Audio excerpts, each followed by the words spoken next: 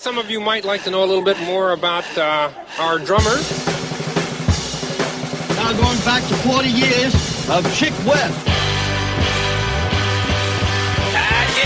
Is drummer right? Is it okay to say drummer? Pounding his pulsing beat into the hearts of all America. You motherfuckers are fucking all over this joint. You do your kind of drumming, and I'll do my kind of drumming. I have no more time. You don't know what I love again. The only things I care about in this goddamn life are me and my drums and you. The official explanation was he choked on vomit. You suppose maybe I could put the drums in your place and sort of drop in once in a while? Now back to Gene Krupa's syncopated style shortly. Get up there behind those drums, lean back, close your eyes, get right in the groove there, give it a good steady beat. I got blisters on my fingers! I'd hit that. I'm in Long Beach, California with Josh Freese. Josh, thank you very much for having me over today. Thanks for having me. Thanks for having me let you be halved. You know, we just took a little cruise around Long Beach, a very quick cruise. I got a little tour. Yeah. A lot of history here. Drummer history. You got the Wackermans down the street, and I showed you where Dave Grohl used to pull up tile before he joined Nirvana. And, he didn't live here, but right. he was stranded here for a few days when his band split up back in the 1900s. And, Long Beach has kind of just become my adopted hometown. I grew up in Orange County. And then when I started playing with the Vandals when I was about 16 or 17, I started coming here and hanging out. And like I was telling you earlier, it became kind of a cool escape for me. And I got to hang around with people other than my knucklehead friends in high school, And, you were young. You were telling me 16 hanging out. Yeah, 16 hanging out here.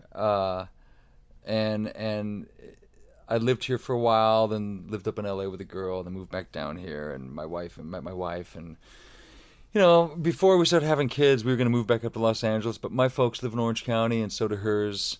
And so, we're not too. We're half an hour from them and a half an hour from LA. Essentially, we're kind of right in between the two. So it's good. If we moved up north, up in LA, we'd be too far from the grandparents and stuff. And there's not a lot of places I'd want to live between here and LA, like south of LA. Like I can move north of LA, but now I'm even getting further away from family. So it just kind of made sense. And it's a little quieter and mellower down here. The whole scene is less incestuous. And like when I lived in Beechwood Canyon in the 90s, it was like I'd go down the street like in the morning and my girlfriend would say, "Oh, we're out of cat food, you got to go get cat food." And I'd be in line to get cat food, and there's a dude behind me that works the door, the Dragonfly, and then I run into the guy that auditioned for a band that I was in, or I'm trying to not make eye contact with him because he hates me or was pissed or what. It's just like, God damn. It's like, You know what I mean? You want to be invisible sometimes. I'm invisible down here, man. Yeah. It's great. Yeah. You know what I mean? It really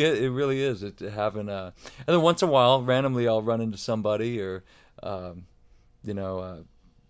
had a Paiste, like this Paiste bag they gave away at the NAMM shows. Yeah. I was at the grocery store the other day and I got recognized. Because of that. Probably the Paiste bag. Yeah, the guy looked at me and and then looked down the Paiste bag, but then looked back at me and was like, "Oh yeah, I know who that guy is."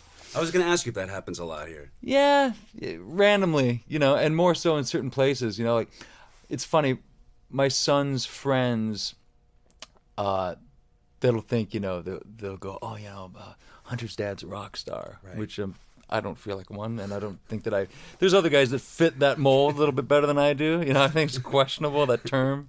And they'll go, "Oh, you must get recognized everywhere." I'm like, "No, I never get recognized." Like maybe if I go to a gig, or if I would go to the drum department at the Guitar Center. It's like, but you assume it's not a drummers? Problem. Like when you're recognized, you think you've got to be a drummer? Oh yeah, and it's always a musician. Right. It's either a drummer or a guitar player. But my first question, I go, "Oh, you must be a drummer."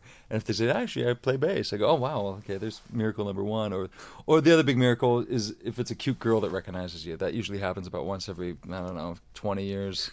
It's usually a dude in a Tom. I think you're almost due for one. It's a dude like in a Zildjian hoodie usually or something. Anyways. No, that's perfect. I don't know what I was just talking about. I just probably segued. Like we were just talking places. Long Beach. Right. Yeah, I like it, man. And the time I spent when I was a teenager playing with the Vandals here and stuff. Long Beach is a little bit. It's I think I was telling you earlier that people up in LA associate it with Orange County because it's right next to Orange County, and it's a trek from Hollywood and from the big city. So people think it's Orange County, but it's a lot grittier and more eclectic than Orange County is. It's got a cool kind of cross phase of a bunch of different types of people, and it was glorious. My friends of mine used to joke that there must be a lot of drive-bys, right? Because they just know the Snoop Dogg and Dre videos, the Chronic, right? The LBC, right? But like any major city, there's nice parts and there's parts you never want to ever have to drive through. Yeah. And everything in between. But it's got a good it's kind of a progressive, cool place. I like it. Now the Vandals, as you mentioned, that's your longest relationship, isn't it? Yeah, pretty much. I mean, what's cool about the Vandals at this point is that like we're not worried about selling records. We gave up on that notion a long time ago. And even like we're all old enough and we've seen friends of ours who used to open up for us get really, really big and then lose it all, or get really, really big and stay really, really big, and other bands, nothing happened with them. We've seen every different type of situation that could happen with a band over the last 20-some years. And so everyone's kind of smart enough and experienced enough to realize that at this point for us it's just kind of it's a labor of love, and we're all good friends, and yeah, we do it for fun. We're definitely not doing it for the money, but to be able to get together, my dad's quote that I've used over and over for years now is, he said to me once, he goes, "You know what, Josh, some guys play poker on Friday nights, and some guys go fishing with their buddies, and you play in the Vandals." That's true. It's like, it's the time that, once every couple months I get to go like hang out with my buddies and go screw off and play a gig or two. And but it's fun. And we were actually talking about making we haven't made a record in a long time. We made a record almost 10 years ago. Everyone's been so busy doing other things. And we've made like a dozen albums. There's a lot of Vandals records, but there hasn't been one made in years. And we went through this really long, drawn-out lawsuit with Variety magazine that I won't even go into now because it's not worth talking about. But we went through this long lawsuit with them that we ended up getting out of, thank God. Doesn't hurt that you've got a lawyer in the band. The bass player's an entertainment lawyer. But thank God, or I probably would have lost my house. But so we went through that awful thing, and everyone's just busy with the other stuff. But now that between me having a studio and Warren, the guitarist, has a nice studio, we're like, yeah, we can make a great sounding record for free. We don't need a record label, and we don't need a budget necessarily. Which maybe we'll mix it in 5 days, maybe at a real studio, and that's the only cost that'll go into it. So, so I'm sure that'll happen. But like I said, once again, at this point, it's just kind of like it's my fun time, and it's not even all that often that gets to happen, Yeah. But because there's been kind of going back to what you said, I've been with them longer than any other band, because the pressure is so low, and there's no huge money involved, right? And we're such good friends. I've had this open door policy with them forever now. They realized years ago, you know what, Josh is going to get a lot of other opportunities, play with a lot of other bands. But I kept on wanting to come back to them. So I'd go on the road with someone for months, and if they only had a couple gigs, well, starting 20 years ago, Brooks Wackerman would start filling in. Brooks would play shows. And then because Brooks had done it and I was doing it, there was other up-and-coming guys. Like, I want to say Travis Barker might have played some shows with the Vandals years ago, because he's like, they needed a drummer. Adrian Young fills in once in a while. Right. Adrian from No Doubt, who also lives here in Long Beach. So Adrian would fill in. Steve... I've been friends with Steve for years. I can't even pronounce his last name. The drummer from Sum 41. He lives in Long Beach now. He's from Toronto. Steve, is it Jocks? J-O-C-Z. He's got an interesting last name. Anyways, he's an awesome guy, and he fills in for the band sometimes. So it's kind of like, yeah, they just know that I'm going to go off and do other things, and I can always come back and kind of always have a home here, which is nice, Yeah. Once again, the if there was a lot more at stake, it might be more like, "Hey, man, what are you doing?" Right. Yeah, Okay. yeah. So they send you dates, right? That's what I was going to ask you. They send you dates and say, "Hey, man, can you do what dates can you do?" Is it that kind of thing? Yeah, and at this point, I mean, the Vandals haven't done any real. They went to Australia recently, and I wasn't able to go. but it's. They're not throwing a lot of dates at me. Like sometimes, like these days, it's not. You know, like we'll get offered to do something. Like they'll call and say, "Hey, do you guys want to go play in Hawaii with Bad Religion last weekend of May?" And if we're all, yeah, sure. And I look at my schedule. Yeah, I can do that, and that sounds fun. Yeah. I know I'm not going to get rich going there that weekend, but it's going to be strictly to. But it's Hawaii. Yeah, hey man, it's Hawaii, and we're going to go hang with our friends Bad Religion. Why not? You know, that'll be great.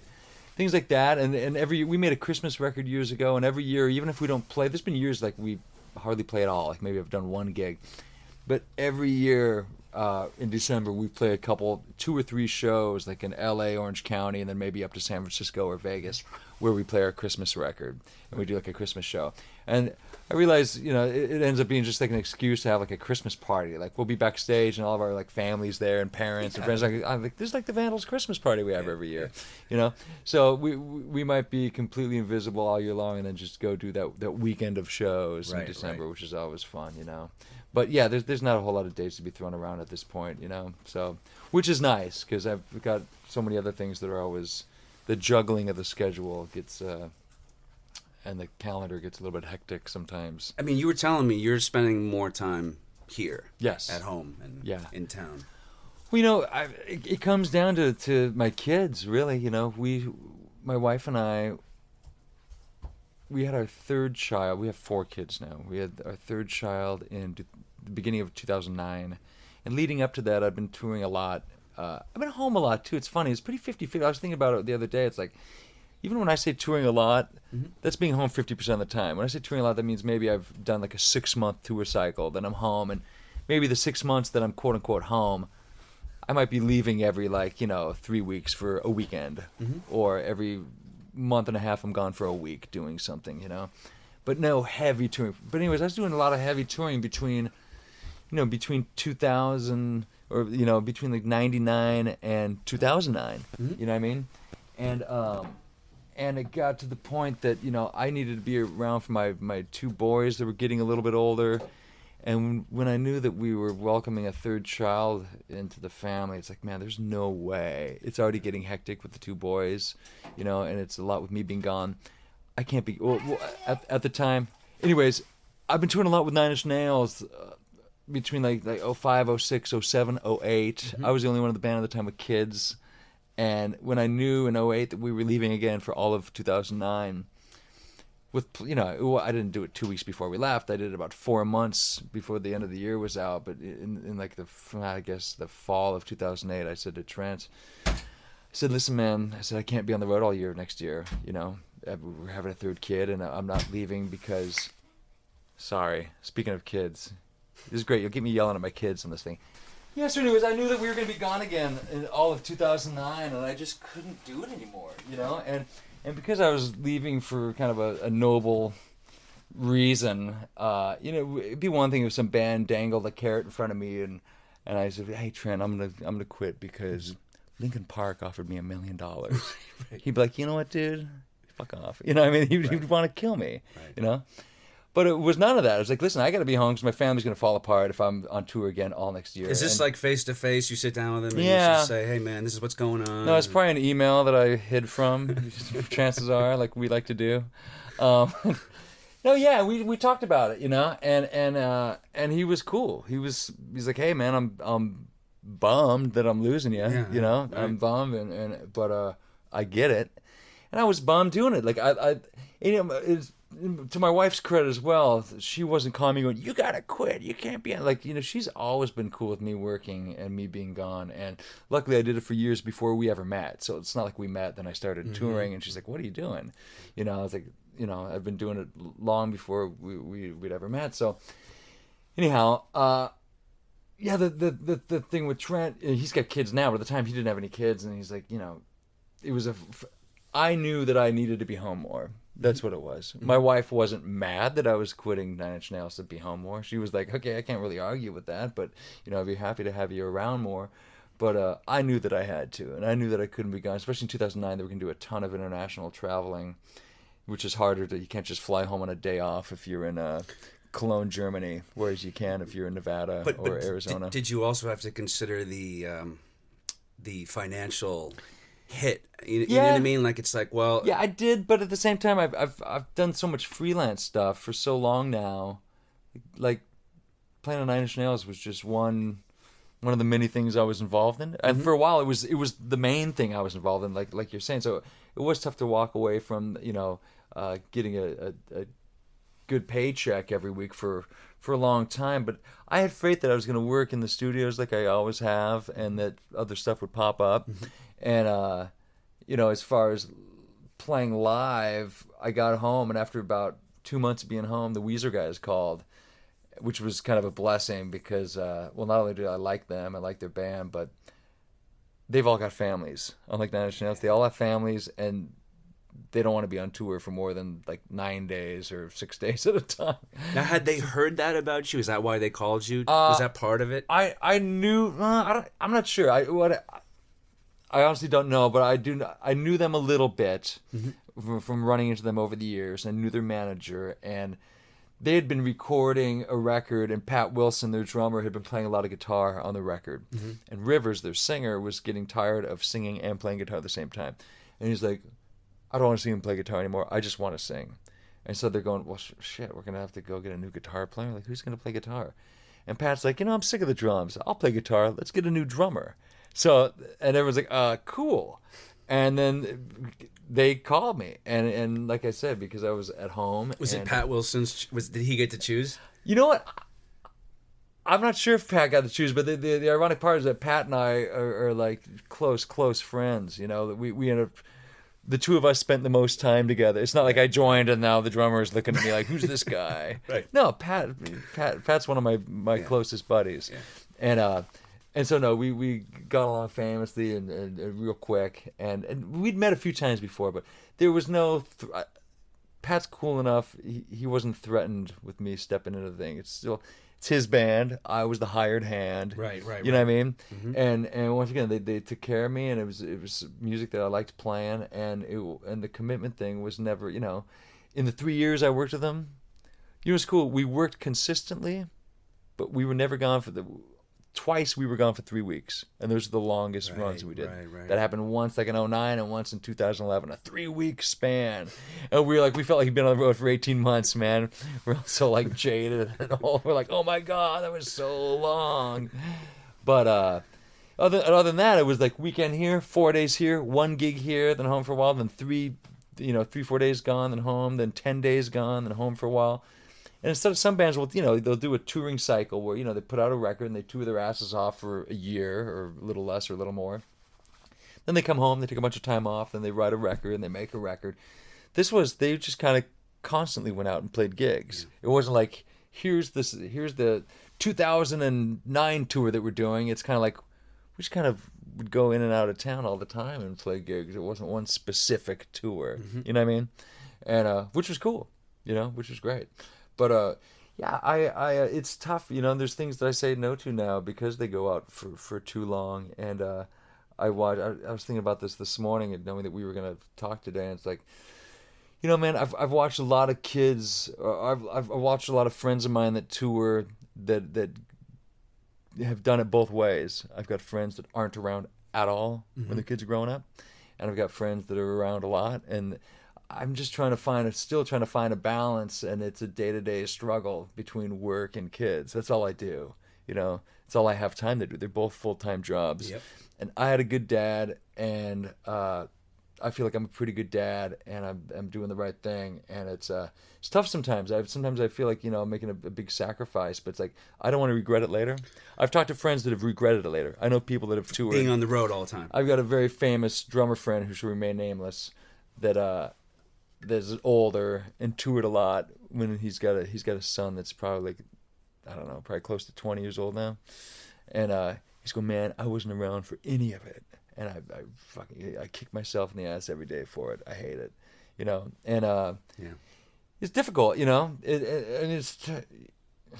it's complicated. I mean, anybody out there that works a lot and or has kids knows what I'm talking about.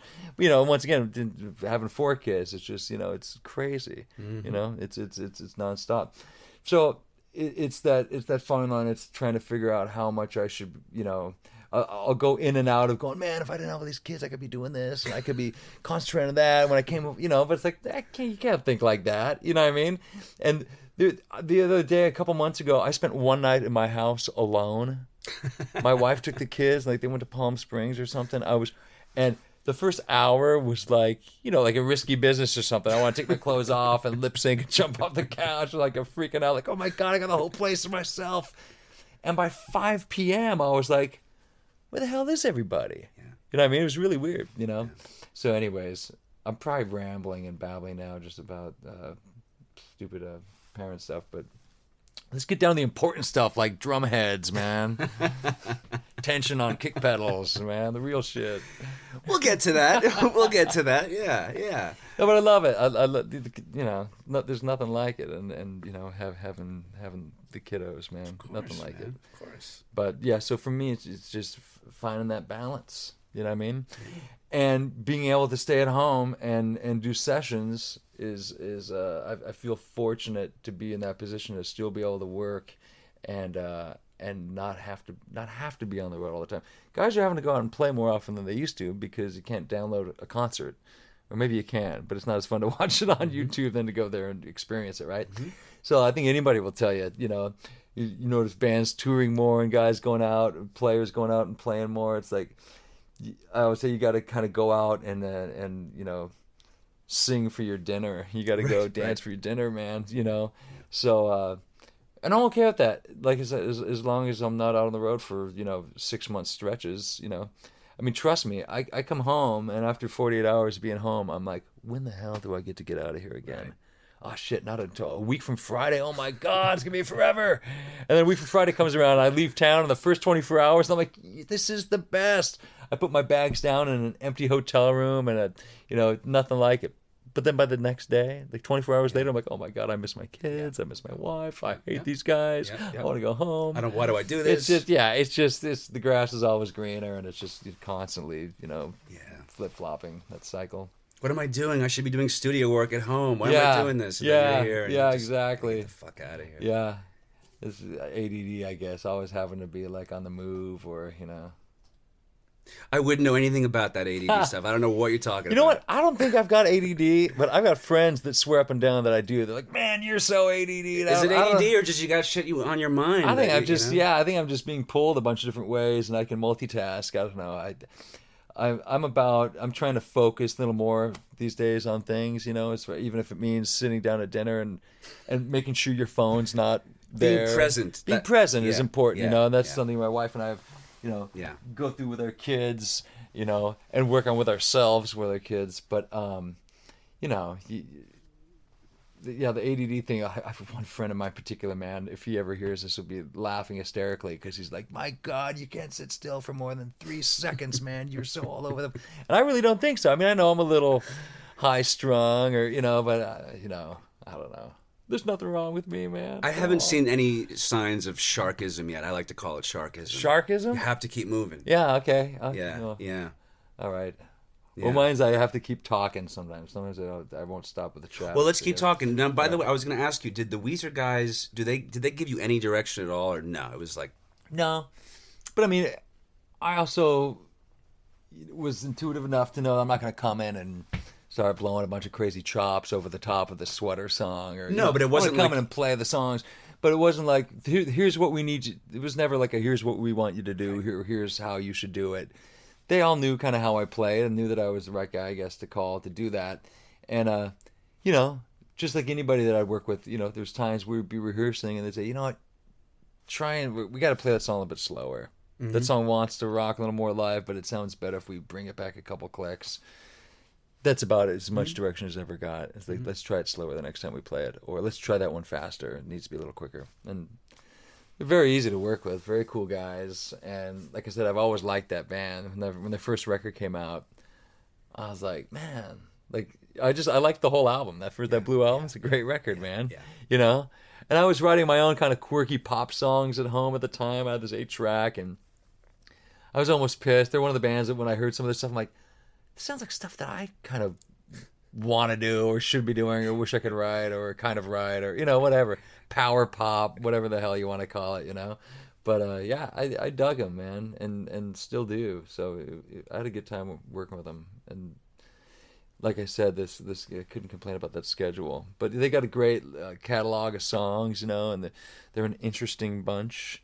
And Pat's one of my favorite people in the world. All those guys, they're all cool dudes. Yeah.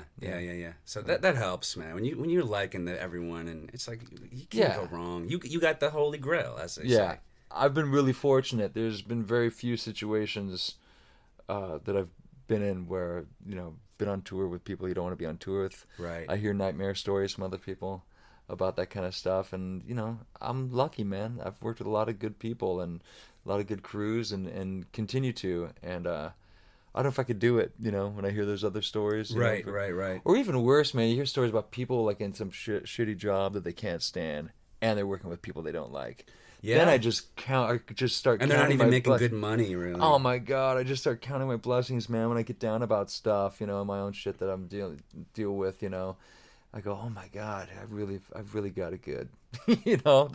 And I keep that, you know, in my, you know, line of sight. You know, I don't taking that stuff for granted, and I remind myself of that, and I think it's good. It's good for your work ethic, and it's good just for your own headspace, and you know, just having gratitude, and you know what I mean. Yeah. That whole thing. Because trust me, you know, things can also become normal. You know, there's certain things that I've become accustomed. If you get used to doing something every day, after 20 years, that becomes normal. Yes. So once in a while, if I'm out of the you know, circumstances that I'm used to or whatever, I have to take a step back before I complain about something, or you know. Also, when I've watched people like in my position or do what I do, complain about stuff or get uptight about shit, you know, it's usually a big turnoff for me too. And I go, oh my God, okay, I never want to be that dude. Right. You know what I mean? Right. You don't want to be that guy. You know, it's like everyone. If you're doing what you love doing, you're making a living, and you're doing it with good people, then just, you know. Are there guys like vets, you know, that you look to? And I mean the whole package. I don't mean just like your favorite player. I mean like you happen to know his home life, and you're like, hey, he seems to have it together. You know what? I mean, kind of being on the spot now that I'm not sure if I mean, there's guys. I mean, there's a lot of great players I know that I think are great people as well. You know, if that's what you're saying. But I, you know, I've never like Stuart Copeland's one of my favorite drummers, and he's a cool guy. You know, and I know he's a cool dad, but I've never really sat there and watched him with his kids and the whole thing. You know what I mean? Yeah. But you know, or I mean, I could start. There's a list of them. You know, guys that I like that are great drummers and great dudes. But I don't really have necessarily one particular like role model or mentor anymore. Like as an adult, I don't. You know, when I was a kid, when I was a kid, there was guys, famous guys that I befriended that I'd follow around like at NAMM shows, and a couple of the main ones were Vinnie Colaiuta and Terry Bozzio, who were, when I was a kid, two of my favorite drummers kind of at an important time. Like when I was, like my first favorite drummer was Alex Van Halen, because I liked Van Halen, and I had the Van Halen records and stuff, right? But then that's when I was 8. Did you ever get to meet Alex Van Halen? Oh, yeah. I had lunch with Alex Van Halen a couple years ago, and it was one of the greatest days of my life. Can we talk about it? I'd love to talk about it. Well, let's skip out on the whole mentoring of Vinnie Colaiuta and all that stuff. Let's get to Alex Van Halen. Let's get to Alex Van Halen for a minute. Now, Alex is, number one, so underrated and such a great rock drummer, and because his brother was such a dinosaur. I'm not dinosaur. What am I saying?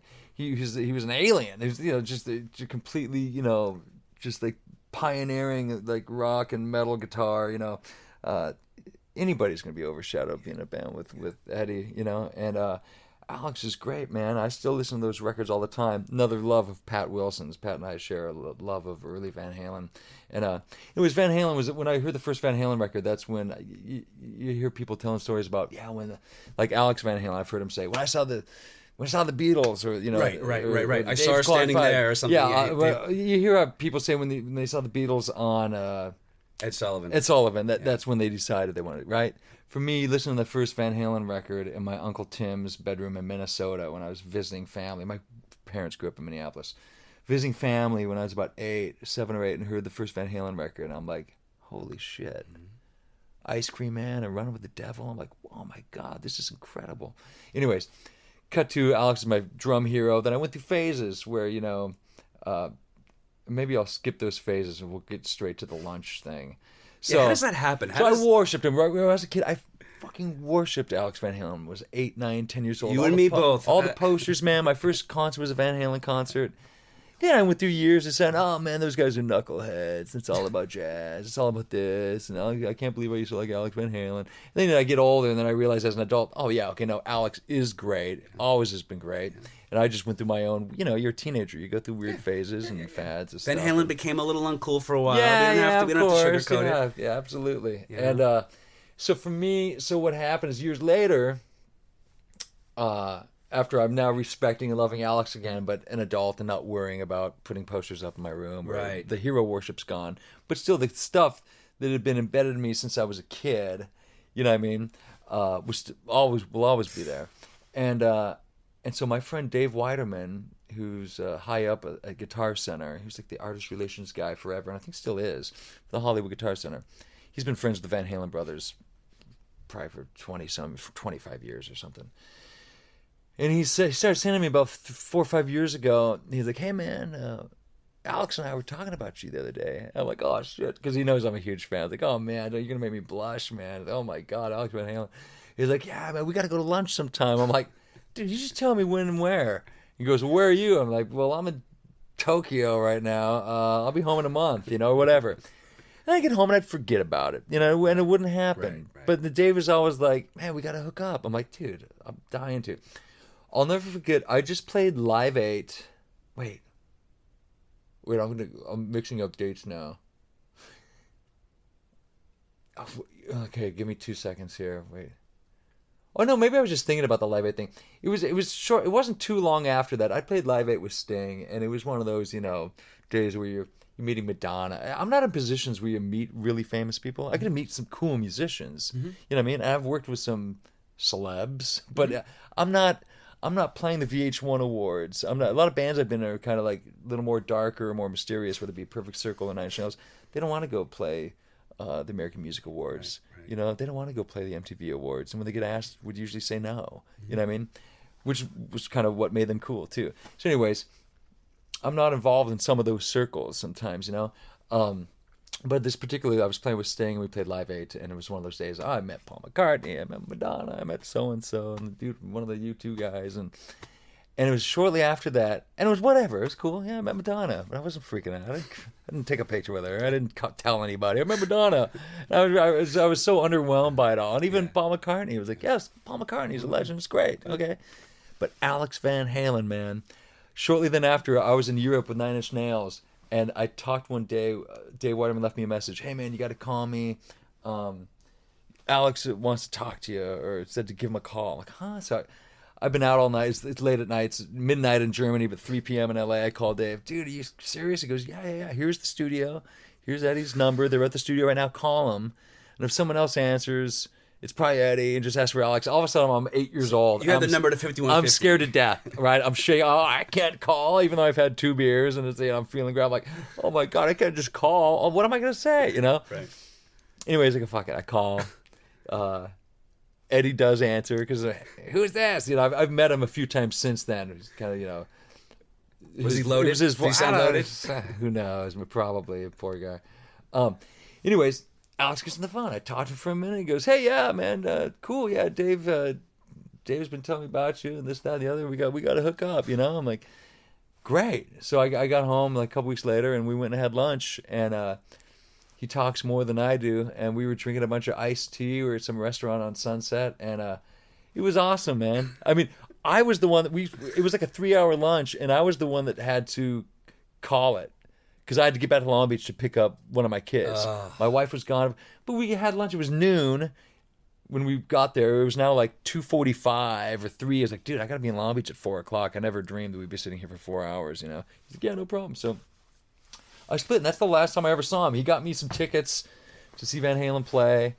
then like my phone would fry out, and I'd lose all my numbers, and I had his number for a bit. I talked to him once or twice, and then I haven't talked to him. I haven't had his number in a while. But okay.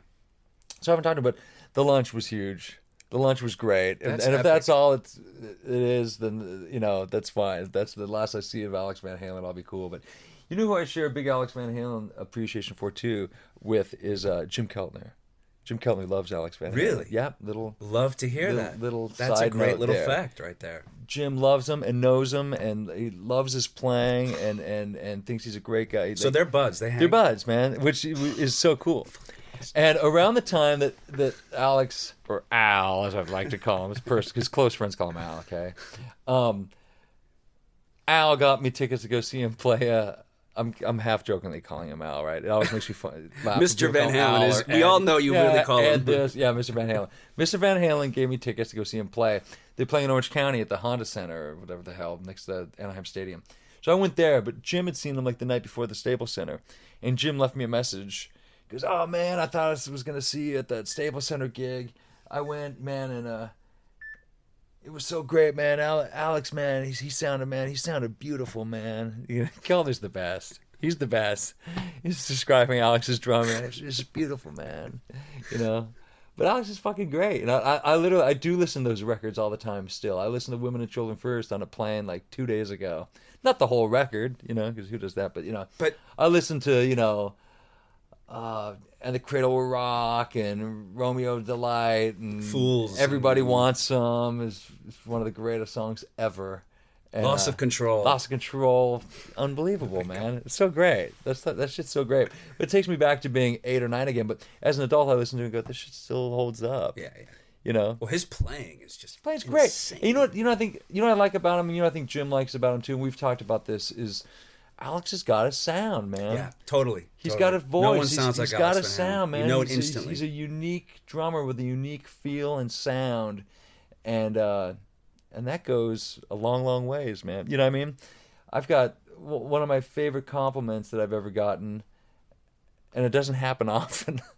Sometimes a friend of mine say, "Dude, I heard this song on the radio, and God, it sounded exactly like you."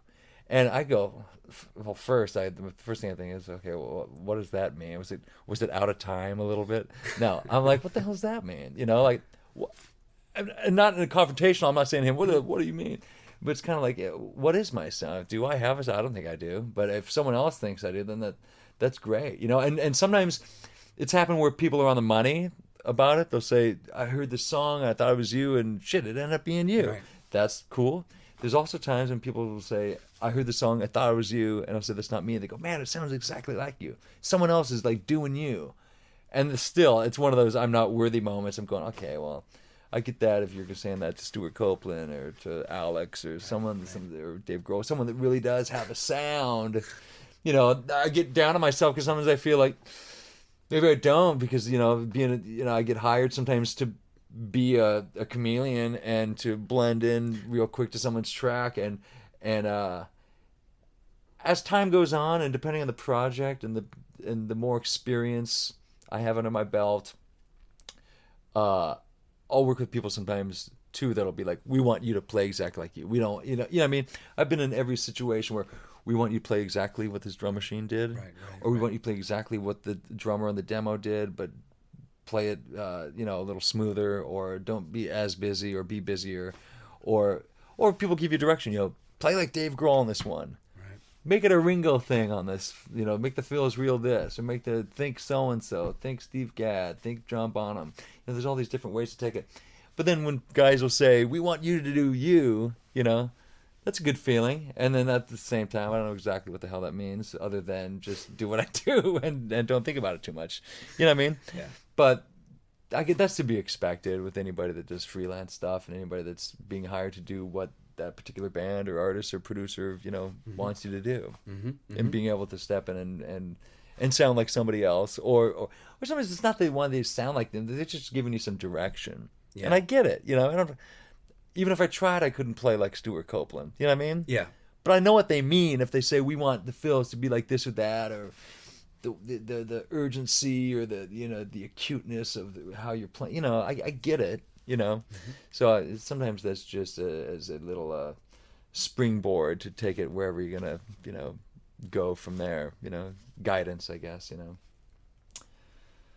Anyhow, let's back up for a minute. I want to ask you. I mean, you were talking about 16, you're in the Vandals, all of that, and the years just go on, and and you start breaking into things start happening for you. Was the Guns N' Roses situation, was that at that time, was that the biggest? I mean, you signed a contract, right?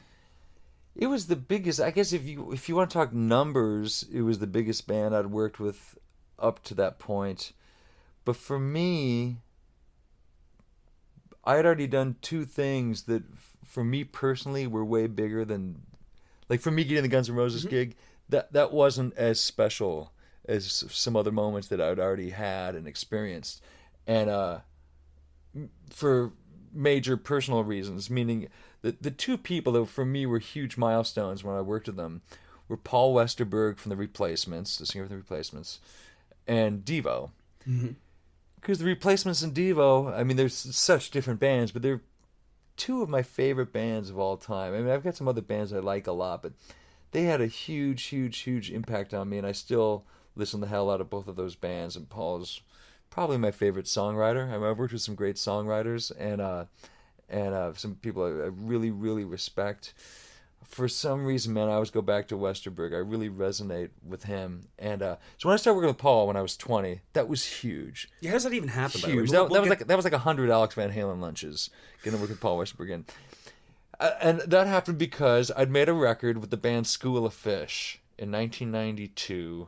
I made a record with the band School of Fish, their second record, and it was a really cool record. And Matt Wallace was the producer, and Matt produced a lot of all the Faith No More records back in the day, and he produced some Replacement stuff. And Matt's awesome, and still a good friend.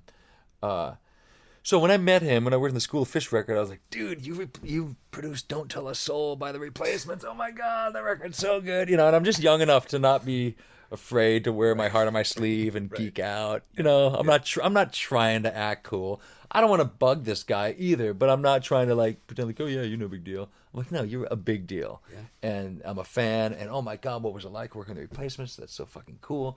And Matt wasn't afraid to, he was cool with telling all the stories and stuff. So after we made that record, Paul called him to produce his first solo record, and Paul was making a solo record called 14 Songs. And but he had some drummer that he was going to use. He already had a guy. Okay. Westerberg had a guy. So Matt called me and goes, man, he's got a guy, but shit, man, I'll try and work you in, or, if something happens. Well, towards the end of the recording, something did happen. Like, they had some falling out or something. And I was, at the same time, trying to do my own band. I had a band, a short-lived band on Giant Records, which was Irving Azoff's label through Warner's, in the early 90s, short-lived band called Extra Large. And we were putting a record out, and I was a fourth of this band, and we had a major label deal and all this stuff. We were going on tour, and Matt called me. He's like, hey, man, there's been this falling out, and he needs a drummer. And I was like, I'm getting in a van with my friends that I've been working on this band for a year with tonight. We're driving to Denver and starting. Fuck, I was so bummed. That's what was happening? Yeah, I couldn't do it. I was literally leaving that night for Denver. Or the next morning. But but for real. Yeah. And he's like, we need you, tomorrow, basically, he's saying? Can you come out this week? And I'm like, I can't. We start our gigs tomorrow. So I was beside myself. So you didn't do it? I didn't do it. But what happened was he got a few different guys play drums on the record. And then towards the end of the record, like a couple months later, 6 weeks later, I was home for a week. And they needed drums cut like on one or two more songs. So I flew up to San Francisco, and man, I was just, I was on cloud nine, man. I was just so psyched and excited about it, and that I had this opportunity just to meet Paul. I mean, let alone play drums and be connected to him was a big deal. But he was one of my heroes. It's a funny hero to pick. It's Paul's, But appropriate. Yeah, I guess appropriate. I wonder sometimes. I love him to death. But anyways, I flew up to San Francisco. It was so huge. I went up to play on the song. The song I played on ended up being a B-side and didn't end up on the album.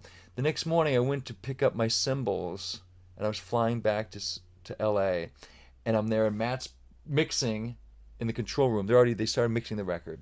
It's like the 11th hour on this album, right? So, and Paul's sitting there with the guitar, strumming some chords in the corner as I'm like taking my cymbals off, and he goes, "Hey man, can you plan something real quick?"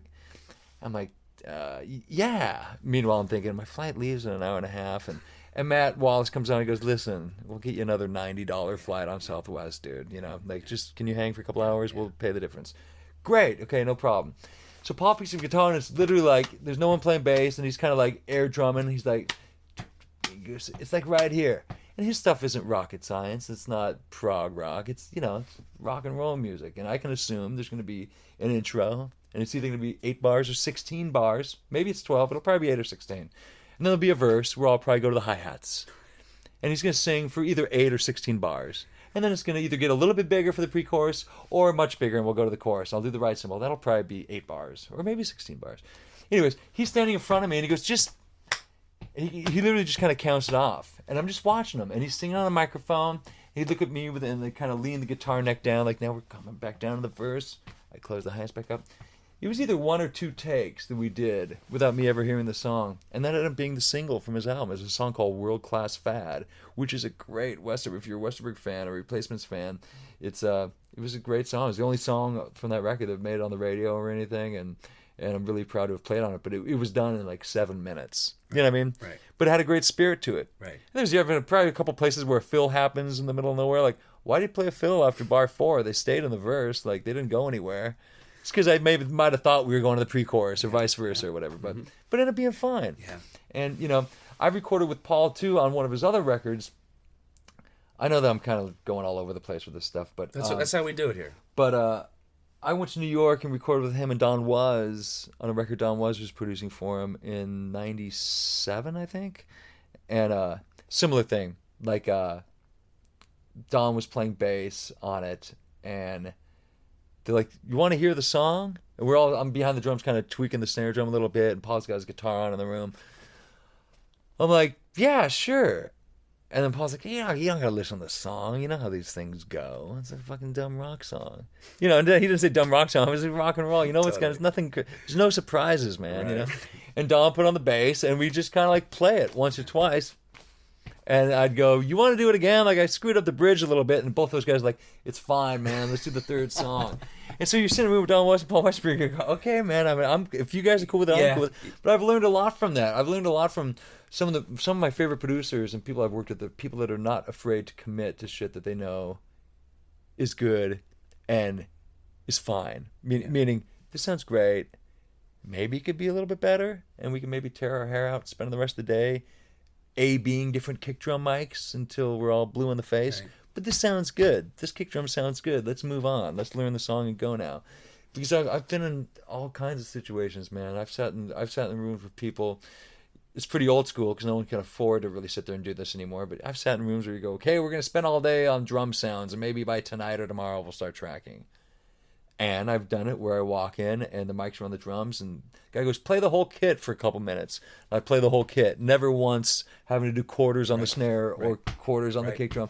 I play the kit for a few minutes. The guy goes, "We're great. You want to start tracking?" Yeah.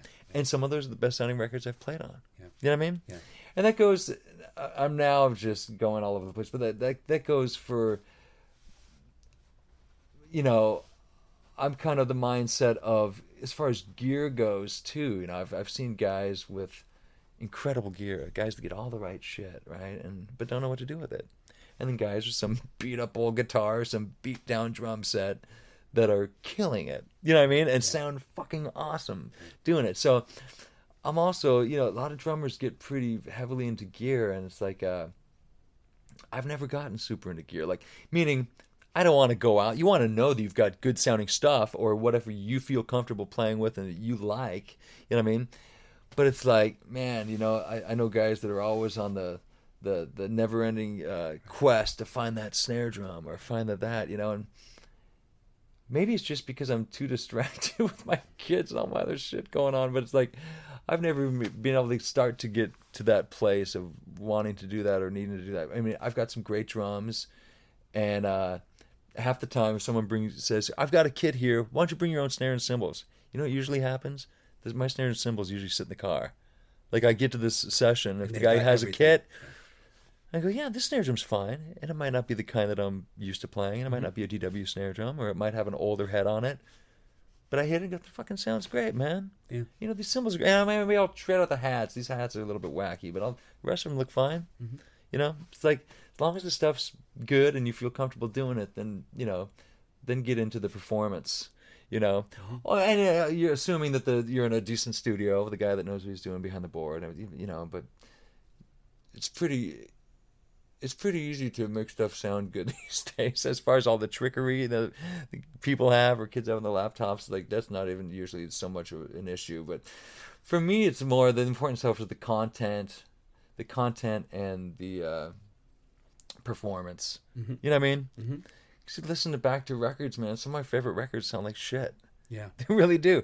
Not because I'm going out purposely trying to find lo-fi stuff that sounds like, yeah, these guys did it on a 4-track and it was all one take. I don't really even care about the story necessarily. It's whether I like hearing it back or not. You know what I mean?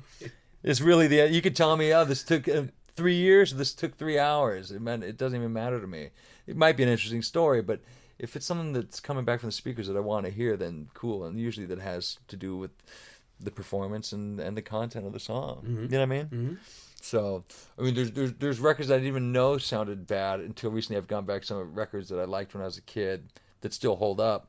And I'll put on the headphones on and go, my God, this sounds like shit, man. They let these drum sounds go out. Okay, but who knew or who cares? The song still kicks ass. Yeah. And I still want to hear it. Yeah. You know? Yeah. Anyhow. So take us back. We were talking about, so walk us through, because I mean, I think it's interesting, the idea of like, you enter that world you were saying about you're entering the Guns N' Roses world and contracts and all this kind of stuff. Like, what? It must have just been mayhem. And... I won't go into the whole Devo thing right now, but I talked so long about Westerberg, but similar thing with Devo. Devo is one of my favorite bands. I got the first 3 records I ever got in my life. I had Van Halen 1, and I got Devo, Freedom of Choice, and Queen the Game. I got all 3 of those records when I was 8 years old. And Devo and Queen I got on my birthday when I was turning 8, I think. So I love Devo, and I liked him originally because I thought they were quirky and goofy, and Whip It was a hit when I was 8. But then as time went on, I went, oh, wait, these guys are actually a lot heavier than that. They're not goofy. They're not just supposed to be silly. These guys are dark.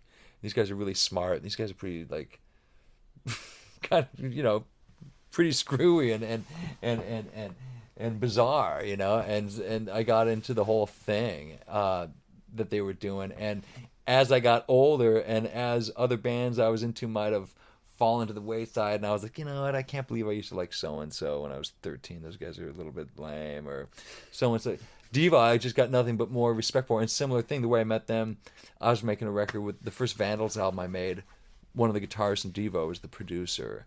And so when we got in the studio, we were all Devo fans, but I was the youngest in the Vandals and the one not afraid to go, oh my God, dude, you're Bob too from Devo? Fuck. You know, like, so I kind of like latched onto them, and they weren't playing at the time. They kind of stopped. They didn't really officially break up, but they kind of stopped in the early 90s, and they took 4 or 5 years off. And when they started playing again, they all wanted to be involved, except for the original drummer didn't want to be there. And they didn't want him there, and he didn't want to be there. It was a mutual thing. The original drummer's great. Alan Myers is fucking great. Really cool drummer, and was a big influence on me. He's a cool guy too. I've met him since then. But they're not into him. It's not that they're not into him. I think that they're just like any dysfunctional family, and they just had problems, mutual problems. I mean, he's got problems with them too, I think. You know what I mean? And I think there's certain guys in the band that he probably still loves and feels like family with, you know, but doesn't see too often. But yeah, it was a mutual thing. He wasn't going to do it. You know, he wasn't being fired or anything. It was just like, he actually wasn't there on the last 2 Devo albums. They had a guy named David Kendricks that played in a version of the Sparks for a while. So Alan hadn't been involved for a while with Devo, but so Bob called me and he told the other guys, Devo, hey, I know this kid. He plays in the Vandals. He probably knows our songs better than we do, which I did. Mark Mothersbaugh's studio is directly across the street from where Tower Records used to be on Sunset. And when I started rehearsing them, when they first got back together, we'd be playing a song, and they'd all kind of fall into the bridge too soon or something. I said, no, man, there's another round. There's another round, and the harmony comes in, and then you go to the bridge, or then the bridge ends, and then you go to the solo. And they'd be like, yeah, you sure? After a while, they started listening to me, but for a while, they would send, this is before the internet was all over the right. You can't just click it up on your you phone. couldn't click on it. There was no YouTube to click on. There was no iTunes.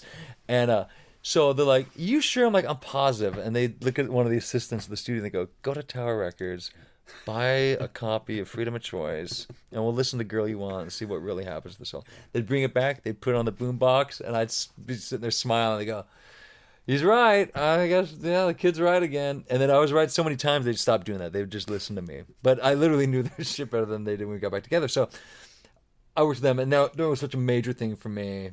And I was so proud of it, and continue to with the work that I do with those guys. But they, so the Guns N' Roses thing happened. I liked Guns N' Roses. I liked. But wait, how does that happen again? Like that? What happens is they're looking for a drummer. The whole band was falling apart. Basically, Right, everyone was right. quitting or getting fired or both. Matt Sorum I don't know. leaves or Yeah, whatever, yeah. Who knows what happened? But they're looking for a drummer, and it was in the late '90s. It was '97. I'll never forget. I was at the now defunct rehearsal studio, Cole Rehearsal Studios. It was in Hollywood, right around the corner from the Dragonfly, like in Cole and Willoughby.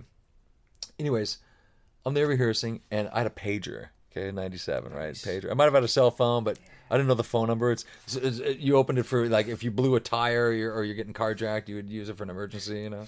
So anyway, my pager goes off, and I'm like, what the hell is this weird Orange County number? And I call it, and it was the manager, who was in Laguna at the time, South Orange County. Hey, Guns N' Roses looking for a drummer, and they're interested in you auditioning. Would you be into it? And I was like, yeah, I think I just kind of hurried off the phone. I kind of like mumbled a few things and kind of like tiptoed backwards out of the conversation because it wasn't something that I was really into at the time. And I forgot, I ended up being polite about it, but I ended up hanging up and going, I don't know if I want to audition for Guns N' Roses. Like I had this band that was signed to A&M Records at the time that fell apart quickly due to drugs, unfortunately, but a band called Slider. It was a very cool band, way too short-lived, but this band that I was trying to do on A&M called Slider, and I was playing with the Vandals, and I was playing with Devo, but both the Vandals and Devo, neither of them were full-time jobs. Neither of them were, you know. But I was doing gigs with Devo, I was doing gigs with the Vandals, I was playing on some records, you know what I mean? I was making a living doing exactly what I wanted to do, and I was like, I don't know if I want to go join Guns N' Roses. You went crazy about the music. Yeah, Right? I mean, I liked Guns N' Roses. But I'm like, what do you mean Guns? I mean, isn't Guns N' Roses Slash and Izzy and none of those dudes are in the band anymore? Or what's going on? I don't know. They called again, and or I told them I'd call them back or something. That's what it was. I called them back. When I called them back, I'm like, you know what? I should go down and just meet Axl.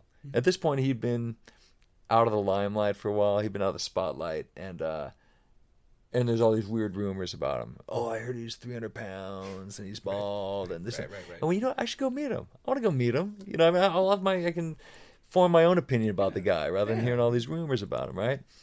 You know, does he drive himself there? Does he take a helicopter? You know, or a limo? Or what's he rolling up in these days, man? Yeah.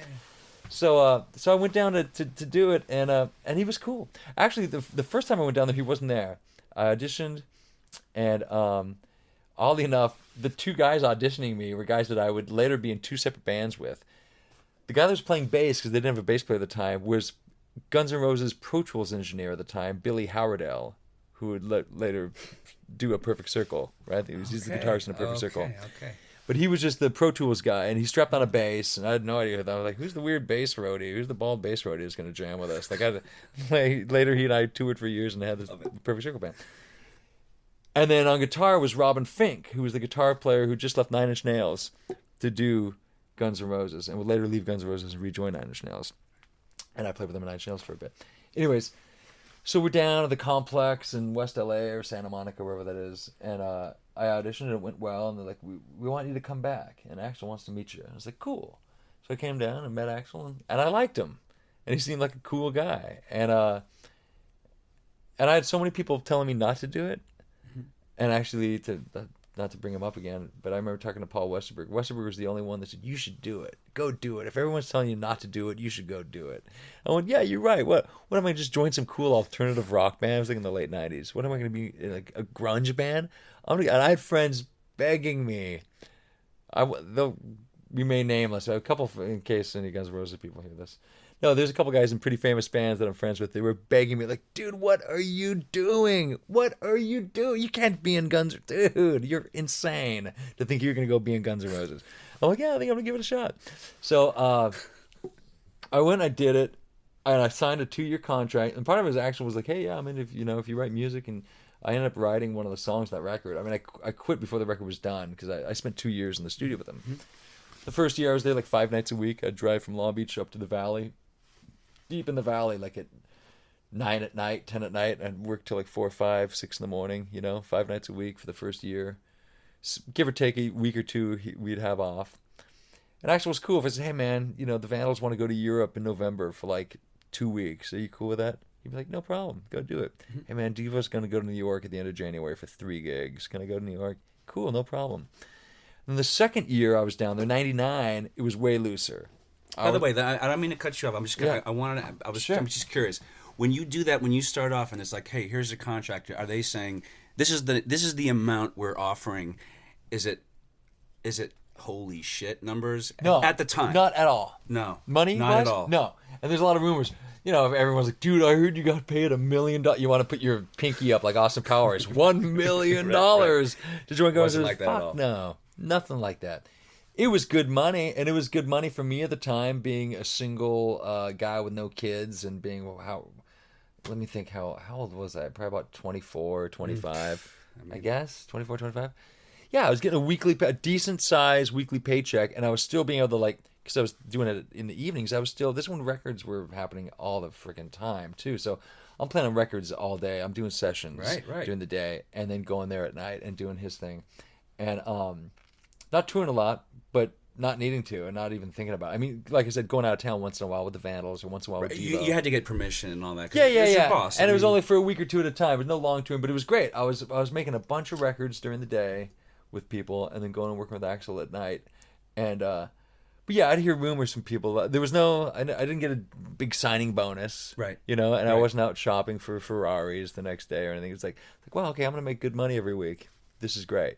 It's cool. I don't have to worry about rent, and it was awesome. It was good, but it wasn't ridiculous. It wasn't go buy yourself a crazy car and a cool house. None of that shit. But but I've heard through the grapevine, people say, hey, I heard that you got this, you got that. And it's usually not the case, and people think that kind of shit, But who knows? I don't know. I mean, I heard some stories about Robert Trujillo, who I used to play with, who plays bass in Metallica. Yeah, that was in the movie. They gave him $1 million signing bonus, basically. There you go. Well, that happened to Robert, but not to yours truly.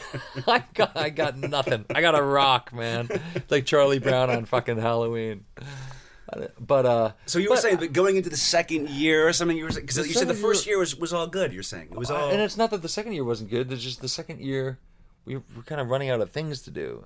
You know what I mean? And the record wasn't done. And was that a pain in the ass? I mean, come on, was it a pain in the ass working with? You know what? It wasn't, but it wasn't for me. You might talk to other people that say it was, but see. For me too, everyone's kind of always looking for a good Axl story from me or a crazy Axl story from me, and I really don't have any. I mean, I know that they're out there, but my personal experience and experiences with him, he was always cool to me. I don't have anything bad to say about the guy, Right. And his reality is different than yours or mine or most everybody's, and he's had kind of a weird run, from what I know about him, from when he was a kid or a teenager up into becoming really famous and having all that power and money and shit. It's got to be weird, especially when you're a kid. I mean, he lives in a different world entirely. Yeah, absolutely, and you can't, it's just the way it worked out. You can't even blame him for it. I don't when I do hear a story about him, I don't go, oh man, this or that. I go, I feel bad for him, sometimes, but anyways, I like the dude. Never had any issues with him. So that wasn't why you left or anything? No. Well, I mean, I left because we were ending year 2 of sitting in a studio, and this record still didn't look like it was be done anytime soon. So I'm sitting there going, okay, I've sat here for 2 years. I like everyone down here. I don't have a problem with anyone in this room. I like Axl. I like some of the record we've been making. Do I think it's going to be out a year from now? I don't know. Mm-hmm. You know what I mean? I've been here for 2 years. I'd be surprised if it was out next year. Yeah. So I was getting discouraged. I was getting frustrated and discouraged, like a lot of people. And I think like a lot of people would be if they were in that position. So in the meantime, I had on the weekends been messing around with Billy Howardell and Maynard. I met Maynard, James Keenan, on the Lollapalooza tour in '97. Devo and Tool toured together on that, and the Tool guys were big Devo fans, and so they would sit on the side of the stage and ask for our hats and clothes at the end of the shows that were ripped apart, the yellow plastic hazmat kind of things we wear. So they were always super cool, and I kind of became friends with Maynard and with Danny Carey in '97. And Maynard and Billy Howardell lived together in L.A. Maynard had just bought a house in Arizona, but he kept a room. He rented a room from Billy Howardell, who I was working with Guns N' Roses, used to be a guitar tech for Tool. So he was friends with those guys. I'd met Maynard separately from Billy, but then when I started working with Billy in the studio, like one day Billy goes, "Oh, you know who my roommate is?" I said, "No, who?" He goes, I live with Maynard. Or he rents a room from me, and when he's in L.A., he stays at my house in Studio City. It's like, oh, cool, man, yeah, he's cool. I hung with him last summer. I like that guy. And then it ended up being like Maynard calling me going, "Hey, Billy will never tell you because he's too shy and, nice or whatever, but he writes really great music, and I'm going to do a band with him, and you should play drums." And I was like, oh, shit, okay. Like a band, like we're going to go make a record and put it out and go on tour like normal people do, because the GNR thing just became frustrating for me. I didn't see it. There wasn't really a light at the end of the tunnel yet. Yeah. And so I was like, oh my God, is it, once again, like everyone here, I don't know if I want to sit around here. I don't know how much more time is going to be wasted down here. So on the weekends, doing the Perfect Circle stuff, the demos are turning out great. The demos ended up being the record. We didn't even retract. We retracked 1 or 2 songs, but we basically had a real mixer, Alan Mulder, come in and mix. With that first record, a lot of what you're hearing, a lot of what I like about some of the performances are not being worried about, oh my God, we're in the studio and the red light's on and we're recording. Some of the tracks were like, we'd have studio time at our friend's studio, and I'd be leaving, and Billy Howard would say, "Hey man, I got one more song. You just play over it so I have something to play to when I get home." I go, "Okay," and I give it 1, maybe 2 passes. He goes, "I'll figure all that edit together," and that ended up being the drum take on the record, on the first record. And I listen back to it and go, that sounds cool, but there's some weird shit. Like sometimes there's some weird shit that happens, phrasing stuff, because I didn't know the song yet. And I didn't realize there was an extra bar or 2 at the end of the first verse before going to the intro. So I play some weird fill in the middle of nowhere. But it's cool, It's I meant to do that. It's like what you said man. Before about Westerberg. It's yeah, and just going with it, man, and committing and going for it, and that's what I like a lot about that first record is it was pretty spontaneous in that way, and just not having that weight hanging over you, looming of, oh man, we're in the studio, we got all this money now, we're making this record. It was more like it was loose, man. It was loose and spontaneous, and off the cuff, a lot of that stuff. Anyhow, back to the Guns N' Roses thing. Yeah, so my 2-year contract was coming up, and I didn't see it leaving that room anytime soon. So I had to make that decision. Am I going to sign up for another 2 years? And am I okay with sitting in this room for another 2 years? And by the way, what does the contract even mean? Like, you couldn't have if you wanted to have gotten out of it, say, a year in, what would that have meant? Do you know? Well, supposedly you can get out. The word from contract. The word is you can get out of any contract, right? You know what I mean? You might be penalized, right? No, they wanted me to sign something saying that they're the priority, and that's what it really all is. Yeah. There wasn't a bunch of rules that I had to. No, there wasn't a bunch of rules. You're representing the Guns N' Roses organization. Yeah, no, it was looser than that, but it was more like, hey, we want to know that if you sign on this thing, that you're not going to split in 3 months. And that we've got you for, unless you want to spend some time and money and hassle, if you got a real reason to want to get out of it in a year, we want to know that you're going to be here and we can count on you. That's basically all that was, Okay. So the contract was about to expire, and you were thinking, you know what, I don't want to re-up. Yeah, and once again, it was nothing personal. I liked everyone involved in it, but I just I just didn't see it picking up any momentum anytime in the near future. So did you foresee that they would just find someone else and use their, or did you think at the time like, well, they'll keep everything I've done? I honestly didn't care either which way. Right. I honestly didn't care. And what I was more excited about is that I had written 3 or 4 songs. Yeah. I'd co-written 3 or 4 songs. Yeah. That when I left, there was 2 lists. There's the master list. Like here's the 20 songs we're concentrating on, and there was a B list, and here's the other 20 songs that if we get to them one day or finish them one day, we'll see what happens. But on the 20 songs, I had 3 or 4 songs, or in the 16 songs, I had 3 or 4 songs that were in the running, and so I was like, that's pretty cool, And I've put in enough time down here playing drums that I've made some money doing it, and have got a chance to co-write some songs with these guys. Whatever they want to do with my drums after I leave is their business. Yeah. You know what I mean? And it didn't surprise... Well, I'll tell you what did surprise me. It didn't surprise me that they had someone replay my stuff.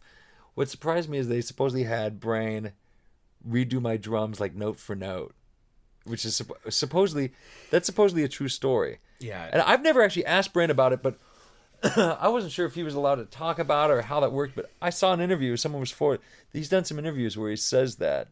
Like, I'd heard that through the grapevine. Did you listen to it, or you don't even you didn't? I can't remember. Right? I can't remember what the hell I played. Yeah. But so, anyways, Brain recorded, and I get the whole. Okay, you're the new drummer. We want you to feel part of this. We want you to redo some of the drums. I got that part. I also got the part that actually loved what I did, or was not that so much that he loved what I did, but had gotten used to hearing the songs a certain way and liked them a certain way. It was strange to me that he had him supposedly redo them almost note for note, but it also didn't really surprise me. Meaning, I get that a lot of sometimes what people do in the studio, if they're procrastinating, is you can do stuff also that makes it look like you're busy. Give yourself certain job. You know what I mean? Right. I might come back to my studio and have to like write something that I need to do with somebody, but I'll go, I'm going to just clean instead. I'm going to order that new piece of gear, and then I'm going to do this. And I never get to the actual writing of the music, but I clean the studio, and I order the gear, and I return that phone call, so I did some shit, Anyways, I understood, he wants the dude to feel like he's a part of it, and so they're going to redo the drums, but supposedly they hired like a guy, like a transcribe, like all the drum parts. Not that it was, they're not, they're not transcribing the shut up and play your guitar drum parts. But like, still, the idea that he was like working with rock and roll, charts. Charts. And Brain's a great drummer, and he's been a friend of mine. Did you set him up with that, or? I didn't. I set Guns N' Roses up with Buckethead. Okay. I introduced Buckethead to them. And we could do a whole separate podcast on Buckethead, man. Who is Buckethead? His name's Brian. Can I tell you something? When I tracked Were you laughing when people said it was Steve Vai? Did you love that kind of stuff? I never heard that. I've heard rumors. I never heard that. But the other day I was working with a band in the studio, and they were talking about Buckethead. And I go, I've known Buckethead for over 20 years. They go, you do have? They went online, and they were showing me pictures. Is this him? All these different pictures of guys that they go, this might be Buckethead. I was like, nope. They finally found an ad that he had posted like when he was 16, like in the Penny Saver or something, like recycling, like guitars for hire. There's a picture of him, but you can hardly see his face, and it's when he was 16, so it hardly looks like him. But every photo's like, no, that's not him. That's a tall guy with long hair. That's a tall guy with long hair, but those aren't Buckethead. When I finally retracked him down, I hadn't talked to him like in 5 years. The joke I had with Axl when I worked with him is no matter who he mentioned, I knew. Right? It became an ongoing joke. Right. You go, yeah, so my first girlfriend, Linda, that I met back in Indiana when I was, 14, I'm like, oh yeah, I know Linda. Like it got that weird almost, So he's like, yeah, sure, okay, dude, you know everybody. So when Robin Fink had left to rejoin Nine Inch Nails, we were looking for a guitar player, and we had auditioned a few people and weren't really sure what we were gonna do. And one day I walked into the studio and Axl goes, Buckethead, do you know him? I go, I've known him since '91, man. He's like, I knew it. I knew you know him. How did we get a hold of him? I'm like, I haven't talked to him in a while, but last I heard he was hanging up in San Francisco with the Primus crew. So let me call my buddy Dave, that manages Primus, Dave Lefkowitz. So I called Dave, and he's like, oh yeah, I see him around. So he got me his phone number. At first I was like, do you think Buckethead would even be into this? He's such a quirky, weird artiste. Like, Dave's like, I think he's tired of the starving artist routine. I think he's ready to go make a living, Yeah. So I talked to him. First, it's funny when I talked to Buckethead on the phone the first time. I was like, "Yeah, man." He goes, "They were asking about you the other day," and I was going, "Shit, yeah, man. I know Brian. I've known Brian since like '90, man. I've known Brian for a long time." And he goes, "Hey, you don't like when you talk about me, you don't say like Brian this and Brian that, do you? I'm like, no. What did I say? Did I say? I said no. I said Buckethead. And I'm like, holy shit, he's freaking out of me for humanizing him too much. Because I kind of knew him as Brian too. Like when I first met him, I used to call him Brian and Bucket. Does he ever do... Now all his friends call him Buckethead. They're like, oh yeah, Bucket this. Or I mean, Bucket without that. revealing his full... Does this guy ever do anything publicly without the bucket? No. Like...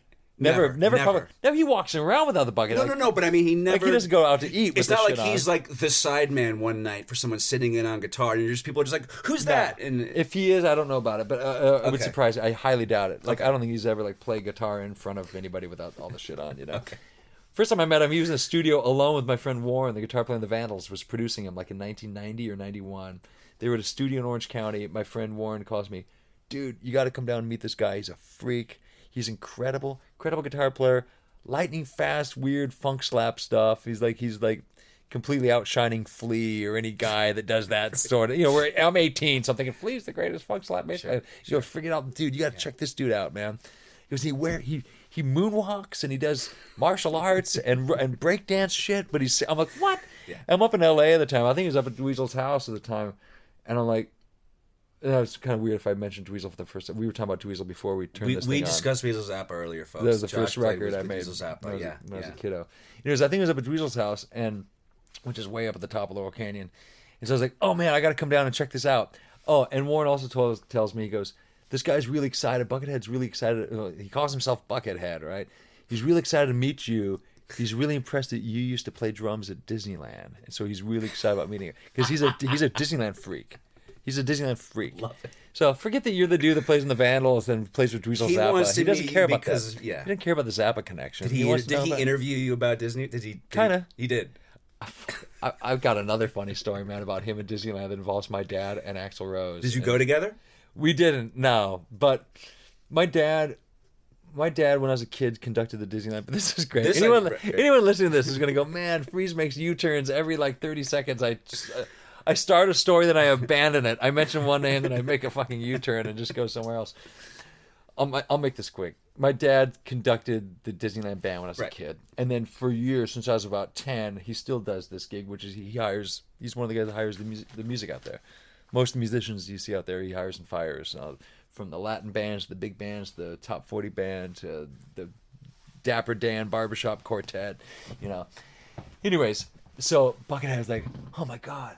Because when I was a kid, I played, my first gig was for 3 years. I played in a cover band every weekend out at Disneyland from when I was 12 to when I was 15. And so Buckethead knew that, or Warren had told him that. And he's like, oh my God, it's my dream. My dream is to work out at Disneyland, play guitar at Disneyland. And so I came out and met him, and I was just tripping on. But I came, it's just Warren and him alone in the studio. It's like me and you hanging out right now in this studio, but I'm wearing a mask and a bucket. But it's just me and you. He never took it off.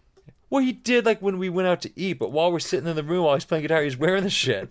It's just us at 9 p.m. on a Tuesday night alone in this little dingy, crappy studio in Orange County. And the guy's wearing all this stuff, and we're like, wow, this guy is a trip.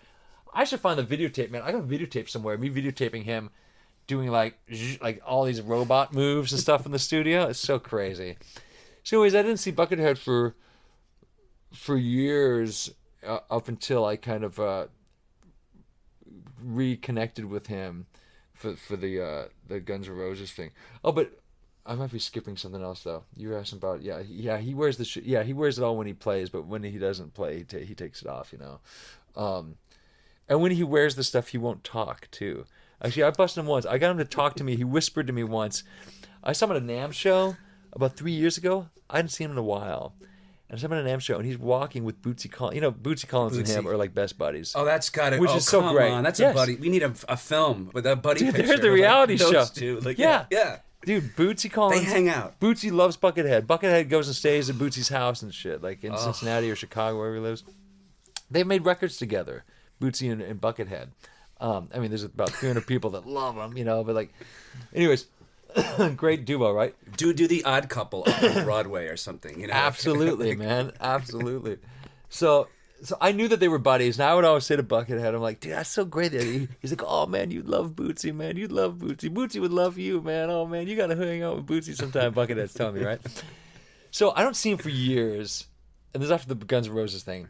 And I'd never met Bootsy. And one time I'm at a NAMM show, and it's like 9 a.m., right? It's 9 a.m. NAMM show. Everyone's going in. It's a mess. And there's the Gibson guitar chicks and short shorts, and there's the old metal dudes, and there's all these people, you know, just this onslaught of freaks pouring into the convention center, right? And speaking of onslaught of freaks, I see, you know, Buckethead's whatever, 6'5". I see Buckethead and Bootsy Collins. And then there's a crowd around him, man. People are taking pictures. People want to take photos. He's got that white like kind of kabuki face, that mask with no expression on it. And then the Buckethead said, I see him, you know, people, and he doesn't talk. He's in character. He'll nod yes or shake his head no. You can ask him yes or no questions. That's it. Because Buckethead doesn't have a voice, right? He doesn't talk. But I'm going, oh my God, and there's Buckethead, man. I haven't seen his ass in 5 years, man. And he's with Bootsy Collins. So I run up to him. There's all these people around. I'm like, dude, I like lean over to him and go, what's up? And he like leans over to me, and I'm thinking, he's not going to talk. But he's like, hey, man, what's going on? He goes, you got to meet Bootsy. He leans over to Bootsy, and I'm going, oh, man, I'm totally getting him to talk in character right now. But he's whistling. No one else is hearing it. He leans over to Bootsy. He's like, hey, Bootsy, man, this is my friend Josh Freese. Anyways, Bootsy's like, hey, man, what's going on, Josh? You know, I'm like, shit, man, nice to meet you. But he's just such a trip, man. One time, Buckethead was coming down he'd kind of jammed with Guns N' Roses 2 or 3 times before he kind of like got the job. He played, had a callback, and came back again. Was he doing the whole not talking thing? Like, well, when he's got the shit on, yeah, he can take it off. Like he would come in the room and just not talk. When he came out to audition, he came down without the stuff on. He came out without the stuff on, you know. Oh man, it's just so funny to have made it. Anyway, yeah. No, he's great. No, long story short, he was really nervous one night. I told my dad, I'm like, Dad, you should come up because you should come up and meet some of the guys tonight, meet Axl, you know, and my dad had gotten in a car accident a few months prior to that, and Axl had sent this really nice, kind of as a nice gesture and as a joke, because he's a funny dude. He sent this nice, like, giant, expensive skateboard and signed it and made some joke about, hey, maybe you should try riding this for a while, or you know, something, you know, some joke about the car and whatever. Give him this nice skateboard. Anyway, so I was like, Dad, come up and meet Axl, you know, and meet Buckethead. You know, he's such a huge Disney freak, you know. And Bucket knew that my dad was Mr. Disney Entertainment guy. So that night, Buckethead's up there, and he's like, man, I'm really. We were going in to do some more playing. He goes, I'm really nervous. I'm really nervous about playing tonight. And I said to him, I go, dude, I go, it's all good. I go, you basically got this gig. You wouldn't have been asked to come down a 4th time. He goes, no, not so much that, but your dad's there, and he hires the music at Disneyland. I'm like, dude. It was funny. Oh, you're worried about my old man that hires people out of the park. Okay, yeah. That's the gig you really wanted. Like, no, yeah. You know what I mean? Like, your dad did not offer him a job that night, you know? But then years ago, my dad used to go, Buckethead's too out for Disney. We can't hire him. It's too out, man. You know what I mean? It's too out.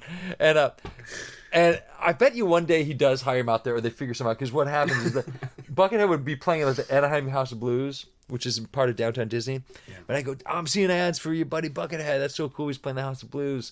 And my dad now says to me once in a while, he goes, I don't know if he's just making conversation or what, but he's like, I got to get Buckethead out here, man. We got to get Buckethead. We got to figure out a way to get Buckethead out of the park. And I think that, you know, now that Disney is still really family oriented, and it doesn't get as crazy as like Knott's Berry Farm or Universal Studios, but they get a little, they deck the place out for Halloween for the month of October. Like they don't get as freaky as the other theme parks. They get pretty intense with the haunted house shit, the gore and stuff, but they like to have a little bit of fun with it. And I think I've been thinking maybe they can have Buckethead like out front, like on a mansion with his mask on, doing some weird guitar stuff. I gotta tell you, this is dude. I love Buckethead, and I know we didn't come here to, this has become the to talk about it, the Buckethead hour. But one of the funniest things about him and his love for Disney, when I met him, I go, the first night I met him, 20-some years ago, I go, so Warren says you like, you're into Disneyland, you go there often. He goes, yeah. I go, when's the last time you went there? He's like, I went there on Monday. It was like, 2 days ago. I'm like, oh, okay. Shit, man, you do like it. I go, so he goes, yeah, I do there sometimes, man. He goes, I've recorded my own versions of the soundtracks to certain rides of me playing guitar, and I go in there with my Walkman, pre-iPod, right? I go in there with my Walkman or whatever, and I listen to, like, when I'm on Haunted Mansion, I'm listening to me playing Haunted Mansion. When I'm on Pirates of the Caribbean, I'm hearing me playing Pirates of the Caribbean. I'm like, shit, man. I'm like sitting there trying not to crack up. I'm like, that's cool. And I go, what do you do on Space Mountain, man? I was trying to, like, trip him up a little, right? Stump the bucket, man. What do you do on Space Mountain? He goes, oh, they don't have any, there's no theme song for that, so it's just me going off, man. It's just me soloing. I just listen to me soloing. Oh, my God. He's the best. I love him. And oddly enough, I've never really been in a band with him. Like, I introduced him to Axl, but then when he was going to audition, I said, listen, man. I put him on the side and said, you have to know that I might not be here in 6 months. My contract was kind of up. And I said, I don't want you to take this gig. I don't want me to be your connection to this whole thing and me be your buddy in the organization. You sign on, and then 3 weeks later, me go, later, dude. You were taking like the war approach. You were like, don't get close to me. Like, yeah, it was like don't ask too many questions. Like, exactly, get to know them. And but I wanted to be real honest with him about it, Yeah. And so I said, listen, this is a cool thing, and if you want to do it, then do it. But I don't want you to be angry if I'm not here in a month. You got to do it not just because I'm here, but because you like everyone else. So he knew the deal. Yeah. And that's how Brain got the gig, is because Brain and Buckethead are super, super good friends. Right. Brain and Buckethead, Brain knows him a lot better than I know him. And so when I left, I could have told you that Brain was going to come play, because they had already auditioned a bunch of guys in L.A. and didn't like any of the ones that they found. I was the one that they'd settled on, and it's now 2 years later. And they weren't going to go back to those guys. They weren't going to just audition the same 10 dudes that they auditioned? I don't know. And Brain's a great drummer. And wasn't doing a whole lot, so it only made sense. But, I mean, he's like one of Buckethead's best friends. And I don't see Brain that often. I heard he was living down here for a bit, or had a studio in Venice or something. But I should reach out to him and say hi. I like Brain a lot. But he's always been kind of he's a Bay Area dude, Yeah. Kind of up from those parts. And played in Primus for a bit after Tim Alexander, Anyways, so yeah, the Guns N' Roses thing, it was just it had run its course, and they didn't use my drums, and like I said, I was fine with it. Let's give them whatever. That's their business. Do whatever they want. I was happy that good terms with Axl. Yeah, I mean, I don't talk to him often, but I mean, I don't talk to him at all. Really, have you run into him since? It's hard enough to run into me because I'm in my little bubble down here in Long Beach, but it's way harder to run into Axl. Yeah, well, you know what I mean? Yeah. Fair enough. I got you. No bad blood. No. I worked with Slash a couple years ago on his solo record, and I heard that bummed him out, and I felt bad about that because which part bummed him out? That I was working with Slash. I think that. That bummed Axl out. Yeah, I don't, and I haven't seen Axl. I haven't seen it. What year is it? 2013. I haven't seen Axl in 13 years. Okay, I haven't seen him in 13 years. Right. I have nothing to do with him or his music. I don't know him anymore personally. I don't do business with him. You know what I mean? And it bummed. Not that Axl's gonna listen to this and hear my stuff, but I'm a studio drummer, man. It's like I play with, if I'm in town and can do it, and I don't hate you, right? Which rules, I guess, almost everybody out. I'll go play with you, play on your stuff. And so like Slash called me to play on his stuff, and it seemed like a cool. My friend Eric Valentine was producing it, and he was having all these different singers, Iggy and Ozzy and Lemmy, all the cool dudes that you can say their name, which is by their first name that end in E. Yeah, Ozzy, Iggy, Lemmy, and then Chris Cornell and the dude from Wolf Mother and a bunch of people singing. It was just a cool thing, But I'd heard that he was kind of, I don't know. I don't even know what those guys had go on between them, and I don't even care. Right. But I definitely wasn't doing it to get back at him or something. And it wasn't like Slash was asking you. No, it's nothing to do with Slash hasn't talked to Axl, I think, in 15 years. It has nothing to do with that. He didn't ask you anything about that. It's not like, I'm going to get Josh Freese to piss off Axl. I mean, you guys never discussed it. It wasn't like that, right? Yeah. Gotcha. Not at all. Yeah. But anyways, I haven't talked to him forever. But I did go see them. I was in Japan a couple years ago, and they were there at the same time. And I keep in contact with Tommy, the bass player, Tommy Stinson. I emailed Tommy and said, dude, you're in Tokyo Thursday. I'm in here and I've got the night off. I want to come see you play. Great. And then I went to dinner with him the night before and I said something like, so are you allowed to be putting my name on the guest list, or does that have to be hidden from anybody that I'm coming to the show? He's like, no, not at all, man. And then I stayed for the show, but of course they went on stage at midnight, and I stayed till 1 or 2, and then I left towards the end of the set. It was 2 in the morning. Did you know Frank, by the way? Do you know him? I met Frank before he got the gig. Okay. I met Frank. So you know him. Okay. You know all a little these guys. bit. Yeah. He was playing with someone. He was playing some gigs with the Psychedelic Furs, and they were opening up for Devo like 4 years ago, 5 years ago. 5 years ago? Probably 5 years ago. Probably 2006 or 7 or something. Okay.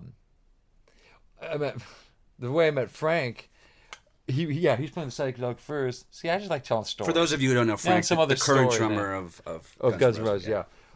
Devo was playing some shows down in Texas, and the Psychedelic Furs are opening up for Devo. And the night before the string of shows, there was like 4 or 5 gigs. Jerry from Devo and I are sitting at the hotel bar, and there's this guy sitting kind of across the bar. It's like an L-shaped bar. He's sitting down, and he comes up, and he goes, hey, Jerry, what's going on, man? And she was like, oh, hey. And I saw the guy sitting there, but I didn't know who he was. And he goes, hey, I got this. He had like an old program back when you got concert programs, right? From like 1983 from Devo from the like New Traditionalist tour. Man, my mom took me to see you guys play when I was 10. This is the program. I'm a huge fan. She was like, oh shit, cool, man. And so he signs. He goes, yeah, sure. He signs, and he turns to me and he goes, and I go, okay, he's some old fan and he's pissed the original drummer's not here. And he turns to me and goes, hey, Josh. I go, yeah. He goes, hey, man. We signed it too. I'm like, yeah, sure. And then he said, I'm friends with. He had a name. I don't know. He knew someone that I knew. I'm friends with so-and-so. I was like, oh, shit. Oh, yeah, someone told me about you. Oh, that's cool. Yeah, they said we were going to meet. All right, cool. And so I hung with him that week, and then next thing I know, he's playing in Guns N' Roses. I was like, it's just funny how shit works out, man. You know what I mean? Or I'll be in the studio with someone that I remember meeting them once years ago in a weird situation or circumstance. I go, man, I'm glad I was nice to that dude that I met on the curb in front of that airport, because here I am. He's like paying me a lot of money to work on his record that I really like this week, but I met him when he was a nobody 15 years ago, and I could have been a dick, but I wasn't, or whatever. I was going to say, has that ever happened? Is there a story where you were like, you know what, it was not good in the beginning, and then you hooked up later? You know what? Not really, but I will tell you a couple. Something funny that happened recently is I've worked with a lot of bands, man. I've worked with a lot of bands that you've never heard of or that no one's ever heard of. Back when people were just getting record deals thrown at them. A lot of bands that got signed and nothing happened with the record, or got shelved, or came out and you know, it was like a tree falling in the forest. It's just like no one knew about it, then it went away. And sometimes people make a record and then they abandon that and change the name and do a new thing or whatever, you know. I recently was kind of joking around, like on Twitter and on Facebook, about one band, and then joking around about another band. Both bands I actually kind of like, and I will say, and I even, without backpedaling on the internet, I kind of alluded to this anyways, like, I'm not saying I don't like either of these bands. I was just kind of being a wise guy. I was being a jackass and kind of taking the piss out of, first, the band Mumford & Sons. Right? Yes. I've got no problem with Mumford & Sons. You know, meaning the record's probably awesome. I hear that song. I get it. It's a good song. But it makes you think of Emmett Otter's Jug Band. Dude, it makes me laugh. I'm like, this is not on KROQ in LA. What part of like alternative like rock music is this? There's nothing rock about it, which is fine. I'm not saying it has to be rock, but stick it on the country station. Did this get back to Mumford & Sons? I don't know if it has, and probably hasn't. They're probably too busy being rich and famous to care. And do we care? I mean, do we, you know, like... No, I don't really care. But my wife, and that's the other thing, like, I'm not ragging, I'm not saying these guys suck and I don't know why they do well. No, I get why they do well, and I probably like the record. But it's funny when I get in my wife's car and she starts the car, and I go, oh my God, where's the fucking, I hear like a mandolin song. I go, is this the Dixie Chicks? And I look at the thing and it says KROQ. I'm like, don't tell me this is Mum. And then it comes up and says Mumford & Sons. I go, oh my God, it's so funny. It's like, so I make jokes about Dukes of Hazzard and Moonshine and Pa on the front porch dancing a jig with a corn cob. It's just fucking funny, man. You gotta be able to laugh about the shit, right? I'm not saying it's not good. I'm just saying, like, let's kind of call it for what it is. And it's kind of weird to me that that's what hipster kids are into, or that's what if kids that my age were into Sonic Youth and that was cool, and whatever. Well, they like beards today. Beards are good. You know what I mean? The beards and the funny mustaches with the. I don't just. It's fun. We'll go to maybe Brooklyn. Because I'm old. I'm fucking old now, man. You know what I mean? Anyways, these kids today, dude. Right? I'm telling you, man. I know. But so, anyways. So I'm making jokes about them. I'll probably never. I mean, I probably will, but I say I probably will never run into them. And chances are, if I ever run into them, they, like I said, they're too busy to care that some random drummer is like making jokes about them on Facebook, right? And I think it's take a swing at you. Maybe they are. Yeah, who knows? What is it going to do? Right. So, anyways, but here's where it got a little funnier or messier or closer to home. I made a couple of jokes. I think I made not even a couple of jokes. I think I made a joke or a comment on Twitter about the band Fun. Okay. Who I realize now I also like. No, I don't own their record. Right. I don't go, Fun's the best band ever. But the song comes, I go, I like this. I don't hate this. I'm not gonna be a hater. Okay. The older I got, the more I can hate less. I went through a hating phase. And trust me, I still hate on some shit. But I don't hate as much. I try and be a little bit more adult about it, right?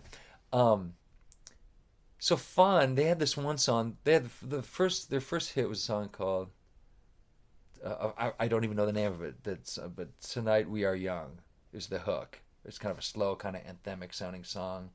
Tonight we are young. Do you know that song? I bet you recognize it because this was kind of song you now hear if you're at Alpha Beta or friggin' Starbucks or wherever the hell you're at the gas station. You're gonna hear it over the thing. Anyways, they had that song. Then they had another song called Some Nights, and it was all over K-Rock. And the song Some Nights, I mean, and other people agree with me. All I can think about is Graceland. I think about Rain Sticks, Rain Sticks, and so I'm saying shit like I'm hashtagging You Can Call Me Al, and like just it's world beat. It's some world beat shit, right? Yeah. Which is fine. Once again, it's fine that it's world beat. I'm not saying this song sucks and what are these guys doing on the radio. I'm saying, oh my god, this is some like. Yeah. I made a joke. I said, did Paul Simon produce this shit? I go, this is some Graceland, world beat, rain stick shit, man. You know, just as simple as that. And that was it. Yeah. I didn't talk shit. I just was making a joke, some sort of, I guess it was a jab, but it wasn't ever an F you or you guys suck. It was never anything close to that. So then, and my wife's going, you're going to run into these people. You know you're going to run into these people backstage some gig. And then once again, I'm like, yeah, but now I'm flattering myself to think that I'm important enough for this to be on their radar. Like, it's probably not even on their fucking radar anyways, you know? Anyways, that, like, weekend, I'm going to see a bunch of bands play at K-Rock, the radio station does that almost acoustic Christmas thing at the Gibson Amphitheater here in L.A. I'm going and to see I forget who was playing, but I was going to see a couple of friends play that night, and that band was on the bill, right? The band Fun. Which is fine. I'm still not thinking much of it. I'm like, oh yeah, that'd be funny to see one of those guys backstage. But still, not going to see him and no big deal. Right. And then someone hits me up and goes, dude, you realize you played on their record back when it wasn't called Fun. They used to be called The Format. They were from, I go, of course I remember that. They were from Arizona, right? Yeah, they're from Phoenix. They're called The Format. Now they're called Fun. I'm like, holy shit. So like, I worked with these dudes. And not so much like, not that I'm even necessarily feeling bad now, but maybe it now could be more like if I met them now, they might not care or remember. But because I met and played with them 5 years ago, it might have been a big deal. Like, oh, who were paying this hotshot drummer a bunch of money to play on a record? The dude that plays all these famous bands. Okay, like they probably remember me from that because when you learn when you have experiences like that before you're busy and rich and famous like they are, you tend to remember that stuff more because the little things are going a lot further at that point. You know. Yeah. Anyway, so I never ran into him that night, but, you know, I guess we started talking about this because you were asking about weird situations with people or I kind of turned it around, though. You were asking about something else, and I was saying how these are guys I was just kind of joking around about. And about me. You were talking about me being nice to people because whether you're on the way down or the way up, they come around. Well, I think that you should be nice to people regardless anyway. Well, if everybody was nice to everybody, then sure, then it'd be great all the time. Right. No, but I will say, I've never been a dick to someone. I'm rarely addicted to people, but if I have been, I've never been in the situation where I see someone and go, oh my God, I can't believe that I chewed that guy out when he was a runner. Because I've never chewed a runner out at a studio. And I've watched people do it, and it's awful to watch. And that's another thing that I learned coming up. I went, my God, man. You've seen some... Just watching people be dicks. Yeah. You know, watching people not be cool to people that aren't as important as and they are. Were these famous people? Is that why they some were... of them. Yeah, some of them are famous musicians and famous artists, and some of them were not. Some of them were guys that just got signed that thought they were a big deal because it's their record they're making, so they're going to boss the dude around in the front that's going to go get us lunch or complain that there's no onions or he forgot the ketchups or, you know what I mean, whatever. You know what I mean? Anyways, but I will say, not having planned it to go that way or not purposefully being nice to people for my own sake later in life, I have been in situations recently where I see guys, and I love seeing it because you don't always see it, and it's nice to see. There's guys I see now that are producing records and that are high up in certain positions that were runners getting coffee just 10 years ago. Right, or, right. You know, or just assistant engineers at studios that were doing some grunt work and just backing up files all day long or whatever and taking the coffee order. And now they're producing some cool records. And it's cool when they call me to play on stuff. And I don't think they're only calling me because I was nice to them 10 years ago. But I'm sure it doesn't hurt. They could go, hey, man, you know, you were always great when you came to the studio, and so was so-and-so and so-and-so. But, you know, but this drummer B that was great, you know, used to give me a hard also time. Really was cool. also kind of, or talking about you, I mean. Yeah.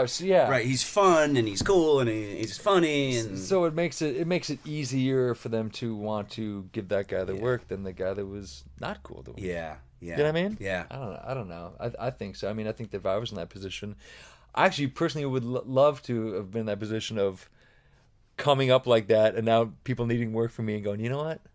You know, get lost. You know, you were a dick to me years ago. Get out of my face. You know, right.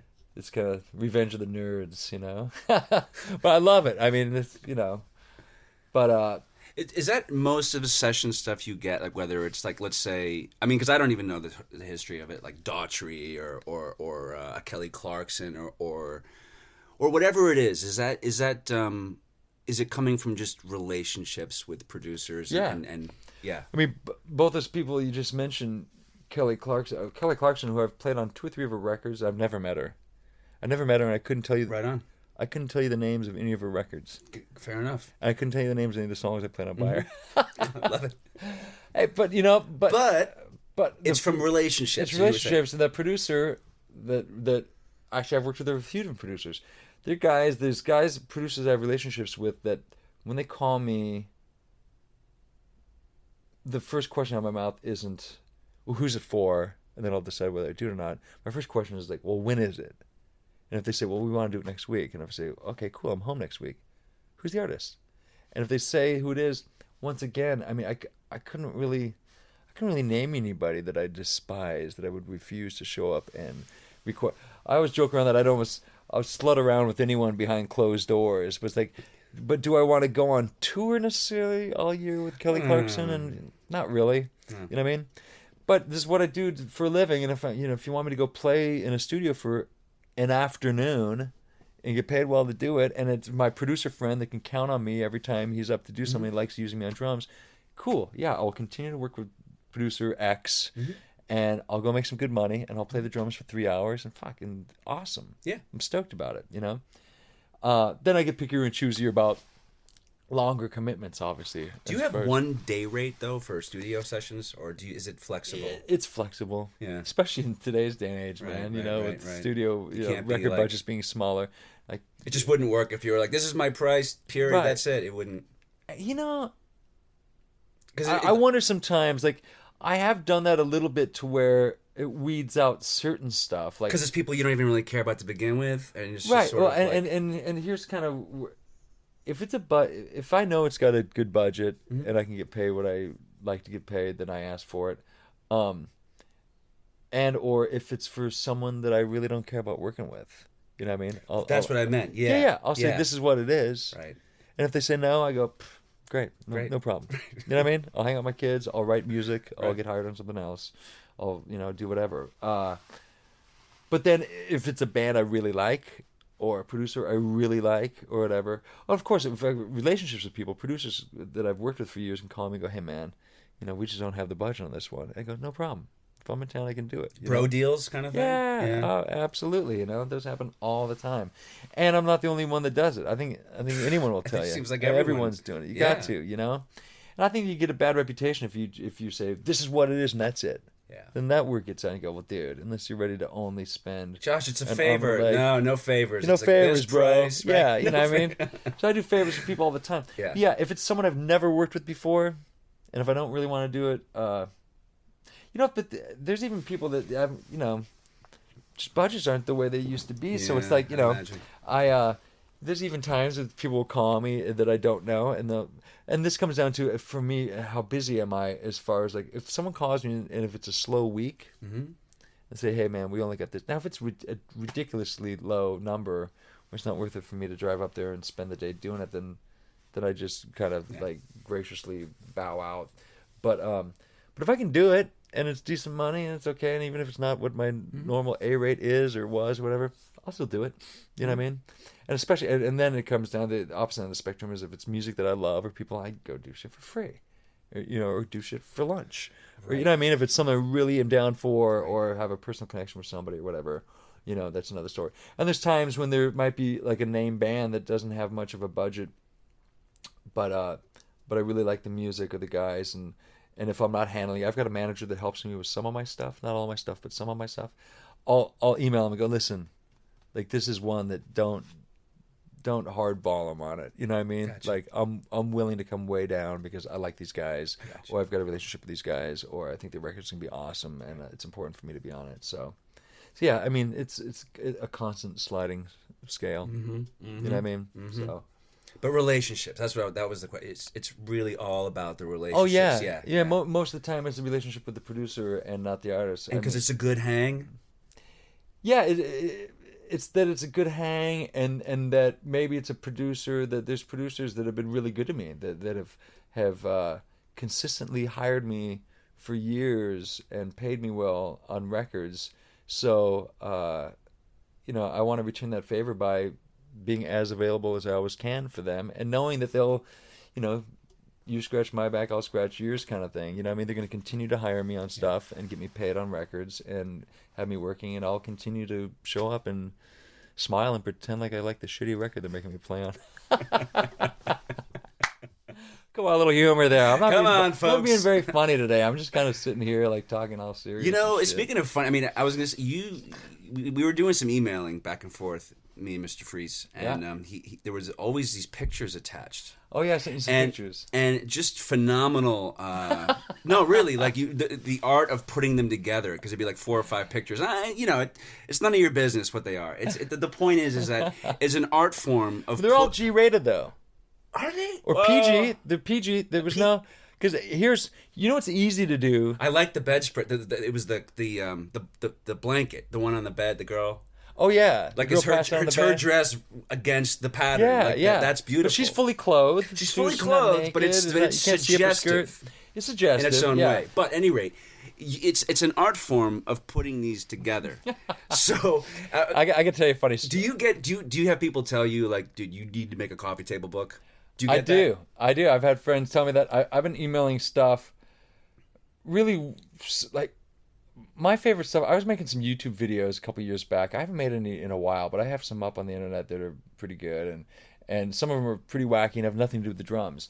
A couple friends of mine that are into some weird, intense art and weird shit, been around and not easily ruffled or taken aback by shit, right, would watch my videos and go, man, your videos, like, and I took a lot of pride in this, and it was a great compliment. They go, there's no like sex or violence or anything. There's nothing shocking that would be quote unquote shocking. But I watch them, they make me feel weird. They're like kind of, I don't know, man.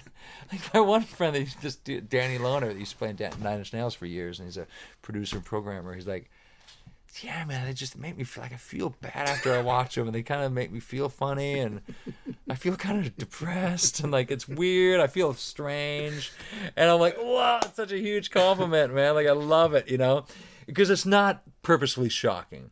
It's not like, oh, look at, here's this funny, here's No. someone with their clothes half torn off and they were passed out, they pissed themselves, or this crass act is happening in the background. It's like, there's nothing crass about it, but just some of the imagery, a lot of... It's like the math of it. It's like adding them up somehow. There's something about the combination, you know what I mean, of the images. And it's like, it does something. And I took a picture, I don't know why, but one of the guys, he's pretty out. One of the dudes in Devo, all the dudes in Devo are out, but one of them is really out there. And he and I we've got an ongoing joke about the gift shop at airports. They're only like in the southwest. Oh, they're actually only in the west. There's some in the northwest maybe, but it's a chain. You only see them in airports. It's called the Spirit of the Red Horse.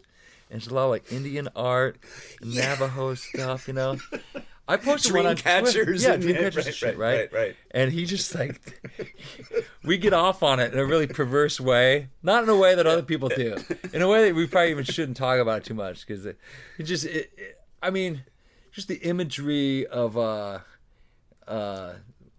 Devo was good with that, like imagery of like weird, like mundane Middle America stuff, and almost in a pop art kind of way that Andy Warhol would take simple things, and but Devo will get really into like shit that isn't necessarily supposed to be interesting or funny, but then find a weird angle and just get really into it. And he and I are the Spirit of the Red Horse, got this ongoing thing about it. But I took a picture of Spirit of the Red Horse gift shop the other day. Usually when I see one, I take a picture and I send it to him. If I'm not on tour with them, I send this one particular guy in Devo. But I took a picture the other day and I did like a collage thing and I stuck it up on Twitter. But I sent the same photo to him because this particular guy's not on Twitter, but I sent it to him. And he emails me back, he goes, I'm telling you, man. He goes, he's been trying to get me to do a show. He goes, you got to do a serious photography show and have it done really nice with these backlit things where it's... He was explaining to me, and I don't even know the terminology he's using, right? But he's completely like... he's pretty heavily involved in a lot of... art stuff and galleries around the country and stuff, and he's always like, yeah, man, you got to talk to so-and-so. He'll give me a name. So-and-so, you got to talk to him at Mocha and get your own show, and it's got to be all really beautiful photos of the Cheesecake Factory and P.F. Chang's. Just, just this whole nice collection. Do a whole collection, man. All the really heavy, like, Dadaists will get really into it, I think you should do it, man. Oh, I think I'm gonna, because I've got some photos of P.F. Chang's, but I think I'm gonna get really into it and really try and get some nice cameras or hire a friend of mine to help me take the photos. Now how did the P.F. Chang's? Can we discuss that a little? Like, why? It's heavy, man. It's heavy. It's heavy stuff. It's heavy, and this might be its own podcast. Right. We'll do a separate episode just for. But it's become a thing. And by the way, just to let people know, we did discuss going there, doing this interview. So it's just, that was the first thing I said to you. I said we should either go to P.F. Chang's or the Queen Mary. See, that's the thing. You get it. Josh gets it, folks. Like, he knows that it would have been a great opening to hear I'm at P.F. Chang's. It would have been great. Or I'm on the Queen Mary. Yeah, that would have been great with too. Josh Freese. I know. Like, it just has such a nice ring to it. It's not as exciting being here. But I just realized, man, the reality is it's going to be loud as hell. All the background. I was looking out for you, man. All the background noise, all the shit. You don't want all that stuff. It's getting the quiet. But you were also thinking bits and shtick, and I like that. I was thinking bits and shtick. That. You know what I mean? I like that. But see, my heart was in the right place, but I gave up pretty quick. I pushed out pretty quick. I know it would have been fun to say P.F. Chang's pictures, but anyway, the P.F. Chang's thing became like it started off kind of as a joke. And then I started getting real serious about it, never doing a wink thing, and getting kind of Andy Kaufman with it all. And people going, and still people hit me up. They go, I don't know if you're kidding or you're not kidding. Yeah, you're throwing. You like that place, or you hate it, or you're pretending to like it, or you really do like it.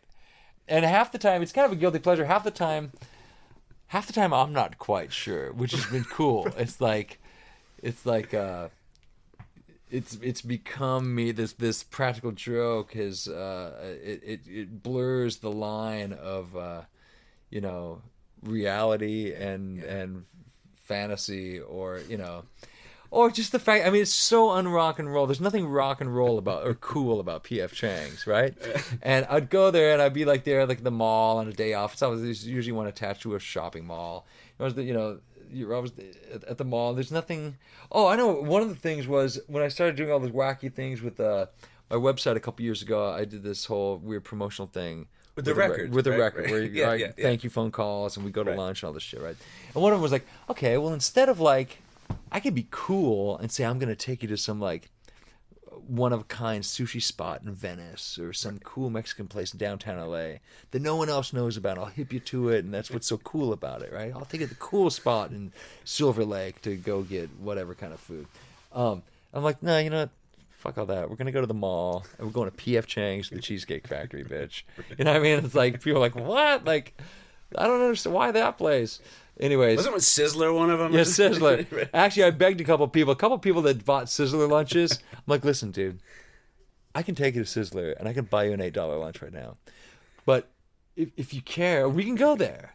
But I will buy you a way better lunch if we go down the street to this Japanese place. Can I take you to this Japanese restaurant or this Mexican place? It is a one-of-a-kind place. It is way better than Sizzler. And once or twice I did go to Sizzler, but there's a couple people like, yeah, I'll go there. I'm like, trust me, dude. Let me buy you a $30 lunch at this bitchin' Japanese restaurant. You're going to thank me for it later. Yeah. You know, like the Sizzler thing was kind of like a joke, but we can go there. I will follow through. But the P.F. Chang's and Cheesecake Factory, that was it. Originally, I should have just said P.F. Chang's, but I messed up by originally putting up a thing that said, I'll take you to Cheesecake Factory or P.F. Chang's. Your choice. Right. But then I was like, the Cheesecake Factory I don't like as much, and it's a little bit further away from. I like that we're talking about this seriously. This is very serious stuff. The photography thing, though, I am serious about trying to do a whole series, like a whole P.F. Chang's theme, of really nice photos with backlit stuff on these boxes. I forget the way Jerry explained it to me, but he's really serious about getting me with this guy and trying to do some and then taking it to a place where everyone's too cool, some really nice, gallery, or somehow get my shit in there. I strongly encourage you to follow this because, or like I said, even if it's a coffee table, I mean something. I mean, just those pictures. Yeah, it's just. I gotta say, man, go with that. My good friend Jordy White, who's nickname or stage name forever and kind of still is Twiggy he was in Manson's band years ago, Twiggy Ramirez. Jordy and I spent years together playing in first we played in a Perfect Circle together, and then we played in Nine Inch Nails for a long time together. And he's awesome and he's funny as hell. He started with these photos after he left Nine Inch Nails. I was still working with Nine Inch Nails. We hadn't seen him in a while. And one day I get an email and there's all these people CC'd on it. Not blind CC'd though. And he got in some trouble, I guess. He told me recently, it made me laugh. And I want to say from Neil Young. Because what happened was, he would start CCing people. He'd take a photo. I'll tell you the original one. The original one that kicked all this off. Well, not all of the P.F. Chang's thing for me, but it's along the same lines. And I loved it. And I never had the guts to go as far as he went with it. The original one was he took a photo from the movie The Bucket List. Okay? So Jack Nicholson and Morgan Freeman. Just the two of them. It was like a promo shot. I can show you the picture I've got on my laptop. Right. A promo shot, the two of those guys smiling. Jack Nicholson, Morgan Freeman says, The Bucket List. It's just the two of them smiling with arms around each other. And I'm looking at the photo. I'm like, I'm looking for the punchline. Is there a guy behind them with his dick out? Right, something. Someone draw a pentagram on Jack Nicholson's forehead. Checking spelling. They fuck with the name, Right. It's okay to say all these bad words I'm saying, right? I'm saying a lot of bad words. Fuck yeah. Okay, all right. Yeah. Anyways. So I'm looking at all this. I'm going, okay, where's the catch? Where's the funny shit? I'm looking for the there's no punchline, right? It's just the bucket. The punchline is Twiggy posting. Yeah, right. But then, now to make it even crazier, I look at the CC list, right? I'm on there. Trent Reznor's on there, okay? Trent Reznor's manager is on there. Slash is on there. David Navarro is on there. Twiggy's friend from high school is on there. Twiggy's mom's email address is on there. Danny Elfman's on there. I'm going, what the fuck? I go, okay, we're seeing randomly dudes from Poison. Richie Kotzen, the 18th guitarist from Poison, he's on there. And I'm going, Twiggy realizes that he's letting the dude from Poison see Trent Reznor's email and mine and so-and-so's and Trent's manager and Danny Elfman. How does he even know Danny? Is that Danny Elfman's address? I guess. I mean, it's not getting bounced back. It says Danny Elfman. Whatever it was. I don't know. I forget what his... And Slash and all these dudes and Matt Sorum's on one and so on. Like, what the fuck's going on, man? And so meanwhile, I'm laughing. I can take it. I mean, I know where I'm loving it. I'm laughing right off the bat. Oh, okay. Also, dudes he didn't talk to on the road a year prior.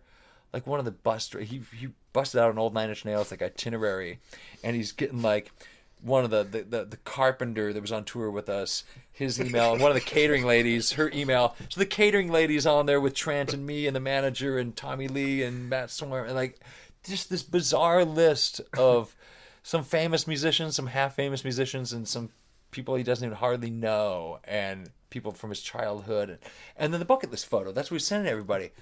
But the not blind seeing all these people on the list, I'm going, oh great, so Danny Elfman's opening this and he's looking at this going, why is this guy sending me this photo and why am I on this list? And Trent Reznor's on it too, and a bunch of people I don't recognize their names. I kind of I've hired that guy Josh Freese before, he's on it, so he did that. And another one was like the DVD of like Discovery Channel Shark Week, and he sent that out to like, he blasted like 20 famous and then unfamous people, all not, all on the CC list you could read. I was going, oh my God, Jordy, what are you doing? So he sent me something the other night. I forget what it was, but I go, yeah, it was a random photo. I can't remember what it was, but it was making me laugh. And I said, you should send this out to everybody. I go, he hadn't done it in a while. I go, dude, you got to concoct one of those CC lists again, award-winning CC lists, and confuse a bunch of people across the board with something. He goes, no, I got in trouble, man. He goes, I got like an email from Neil Young. Well, one of the last ones he put out was Neil Young was on it. Danny Elfman was on it. I'm going, how does he even have Neil Young's email? But I don't know, maybe Manson did the the Bridge School benefit one year, and somehow they had exchanged emails, or he got it from his buddy that was playing scolded bass. by the Neil Young camp? Yeah, they basically said, take us off the list, or we're going to, look into it legally or something. Like, you got to stop with all that. I get it. We're going to look into it legally? But it didn't even seem like it was Neil Young. It seemed like it was someone from his organization. And he told me that they politely asked him to stop. Shaky can be a real a-hole. Shut? Yeah, right. Anyways, I don't even know how we started talking about that. Oh, we were talking about P.F. Chang's and all that. I know, I'll make 15 U-turns within one story, so it gets a little bit distracted. Maybe that's the ADD right there, all the crazy stories. Have you ever looked into an endorsement deal with P.F. Chang's, by the way? That's what I meant to ask you. Sort of. You have? Yeah. Awesome. Sort of. And I said, you know what? This publicist that was working for Perfect Circle at the time, I said, because everyone's going, dude, did they kick you down or anything, man? I was talking about, you should be getting something from them. And one night I said, you know what? Let's ask. And one of two things is going to happen. There's either going to be a kid that works with an earshot of the person that answered the phone that loves the Vandals. It's going to be something random and small. Like, right. Dude, yeah, I'm a drummer. That dude's rad. Yeah, you know who that guy is? And they'll tell the person, we got to hook him up. He plays all these bands. Yeah. Or it's going to be someone that go, that's great, some rock drummer in L.A. thinks that we're cool, but we're doing just fine without him, click. Josh Hugh, you know what I mean? Yeah. So one of the two will happen. Anyways, I didn't get an endorsement deal with them, but they were very kind, and they sent me a bunch of gift cards at one point. They basically gave me a bunch of money to go eat at their restaurant after I'd spent a bunch of money there. Did you send them links like, here's proof of what I've been doing? Or no, you didn't? I forget. I may have, but it was a couple years ago. Yeah, I can't really remember entirely. But I got some funny, actually, P.F. Chang stories that I probably should tell off the record, but that have something to do with the corporate P.F. Chang's people and my relationship. Now this we're going to get into later. Yes. And it's not even that juicy, but it might make them feel a bit funny. So. Now, let me ask you something, just to get back to music a little bit. In the Perfect Circle, can we talk about that at all? Like, what happened there at the end there? Or is that something you'd rather not? I'd rather not. Rather not? Okay. It was lame the way it kind of played out. And, I guess the best way to put it is just like any band that's been a band for a long time that has like a dysfunctional family and, histories that have, it had run its course and some things were happening that I was not okay with. Are there gigs out there that you look at and think, man, I'd like to get a shot at that, but they don't see me that way? Does that happen with you? You know what I'm trying to say? Like, oh yeah. Well, I mean, I'll tell you one of my dreams is to play with Steely Dan, but I don't think, even if they call it, I don't think I'd do it. I'd be too intimidated. I'm not enough a drummer. I'm not enough of that type of drummer these days to pull it off properly. I don't know. I think I'd be intimidated. I think I'd rather just be I can't believe I'm saying this because every one of my other heroes I've had to track down and meet and go play with and work with and now. But the Steely Dan guys, I'd rather just be a fan of theirs and go be in their band and get yelled at and shit, Right. I don't know. Right. They seem intimidating. I'd be intimidated by them. Yeah. I mean, I'll tell you something surprising. Like, even the time I spent playing with Sting, like, I used to think Sting would kind of be like that. Sting's not like that at all, man. Sting is so like cool and loose about shit. It's unbelievable. He's like, whatever. It's unbelievable. He never says like too fast, he's just like, whatever. Rarely. I mean, once in a while, but I mean, nothing that just a quick like turn around and a facial thing and like just like chill a little bit and I go, cool, okay, we played the song a little bit too fast, and I said, but he's not worrying about every last little thing. There'd even be times where we'd get off stage, and if I thought that I'd messed something up, something that probably maybe only Sting and I would know, but we discussed it, but he's got the right attitude. No one in the audience cared or noticed, whatever. I'd say, man, I'm sorry that, we went to the solo section, and I completely forgot that the solo happens before the bridge, and I broke down to the side stick thing too quick. And he looked at me as he's taking his in-ears out like I'm out of my mind. And he's like, what? I'm like, I went to on the bridge of Fortress Around Your Heart, I did the... He's like, oh, dude, we're not really talking about this. Who cares? Like, I'm worried I'm going to get yelled at, He's like, He's like, no sweat. We're still talking about that for like song 8. Don't worry about it, man. Fuck it, let's go have dinner. I'm like, oh, great, cool, okay. The boss isn't mad, So I realized he's pretty loose. I mean, as long as it feels good, and as long as you're not train wrecking his songs, he wants you to be up there kicking ass and doing a great job, but not nitpicking about stuff. No. Like you'd think that, at least I thought he would be. Yeah, I guess I thought he'd be kind of... also it's... he knows what he wants. There's sometimes I'm doing stuff where it's funny. There's sometimes I do stuff that were parts of songs, of old Police songs. When I first started playing them, I do a part and you go, I never liked when Stewart would play that thing. I'm like, dude, that's the coolest part of the song. And what I would do with them is instead of battling him in front of everybody, which I figured wouldn't do well, and I would pull him aside afterwards, and him seeing that I'm still caring about what we were talking about an hour ago would go a long way. So he'd usually kind of go, okay, I think you should do it. If I pull him aside later and go, what, man, I think that part should happen. Right. That thing that happens. That lick has to be there. That thing that happens every time you're about to start the chorus or whatever, whenever you do that thing, it's huge and people want to hear it and it's a cool part. Right. And be like, okay. And he'd appreciate my concern or that I'm even still thinking about that. Right. So you go, right on, man, do it, go for it, go for it, But at the time, sometimes I do it. We're in the middle of rehearsal and talking on microphones and stuff, and you go, nah, fuck that, and I would let it go. I sometimes would battle him on stuff, but I realize to do it quicker and easier and to make sure it gets done, I'd not argue right then on the stage, and like I said, pull him aside afterwards. And the fact that I'm still that conscious of it and thinking about it, he'd appreciate my head being in the game that much to even care about discussing that one dumb drum lick. Yeah. So he'd go, fuck it, go for it, do it, But anyways, as far as gigs, I'll tell you something that I get to do a little more often now, and I wish I could even do more of it because I really do like doing it. I think I'm good at it, and I don't think that I get a chance to do it enough. It's funny. There's guys that kind of get pigeonholed into doing certain things, and lots of times I'm the guy that people get. Oh, you're gonna do a hard hitting alterno rock record? Cool, you got to get Josh Freese. And it's like what I like doing a lot these days, and I've gotten to playing some cool records like this, but I don't do it enough. Is I like playing light, sensitive shit. Mm-hmm. I don't like bashing the shit out of the drums all the time. We talking like Bublé? Yeah, Bublé, or like I played on some of the last Glenn Campbell record, and a record that I love.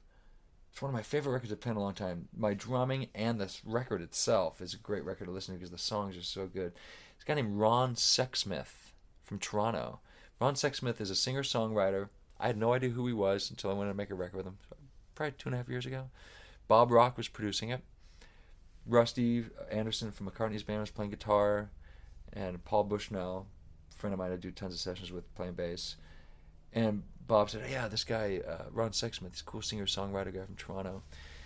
And he flew in, and he was really laid back, kind of quiet dude, probably about early 40s. And he was telling Bob, oh yeah, last night, I was doing a thing, and Elvis came up on stage and sang with me, and Sheryl Crow came up and sang, and I'm like, who's this dude that's hanging out with Elvis Costello and Sheryl Crow are worrying about singing with him? He had more of a thing going than I knew. Yeah, I just thought he was some new guy doing some record. I'd never heard of him. But meanwhile, people are kind of talking about this dude. Elvis Costello knows him. Elvis Costello right. knows him and likes him. Right. Elvis Costello thinks he's great. Sheryl Crow knows him, thinks he's great.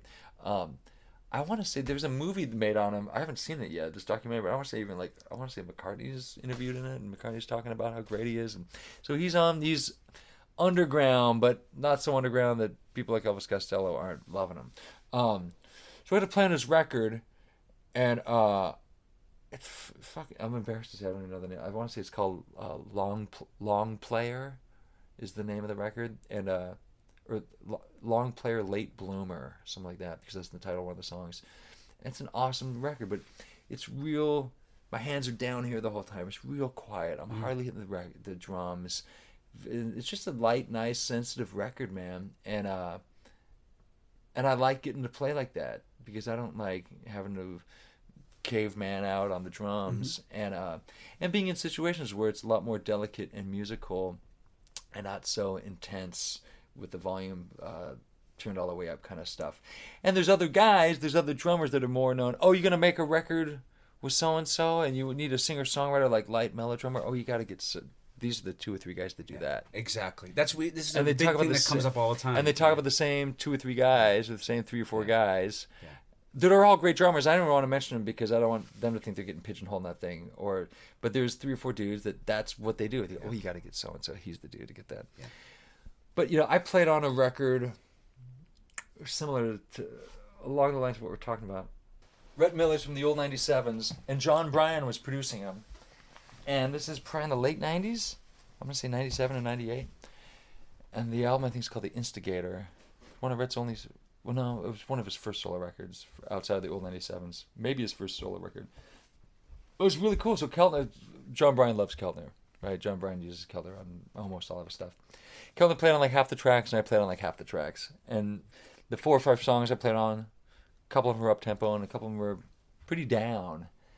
I love it. And I just love that I got to play on that record with Jim, and then I'm playing some down stuff that sounded great. I was proud of it. I'm really proud of the stuff I've done with Michael Bublé. It's funny.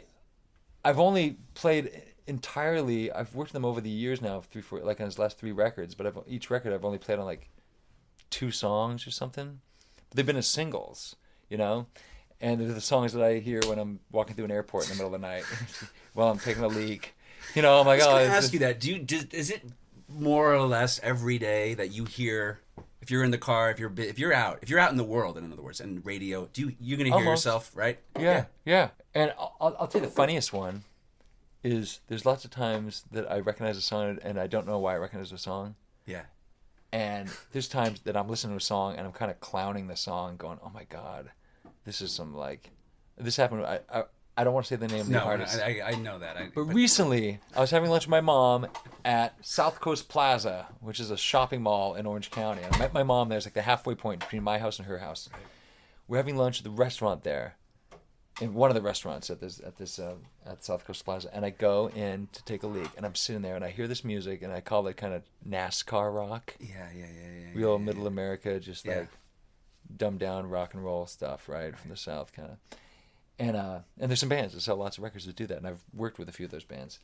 Anyway, so I'm just sitting there staring at the wall, taking a long pee because I've had 18 iced teas at lunch. And I'm sitting there, and I'm hearing this music. I'm like, oh my God! I'm like, this is like some of the most awful, like generic, like just like couldn't get any more vanilla, man. This shit that I'm listening to right now. I'm listening to it, and it gets to the chorus, and I go, huh. This is me playing drums. I played on this. I know who this is. Now I know who the artist is, and I know the name of the song. I didn't recognize it.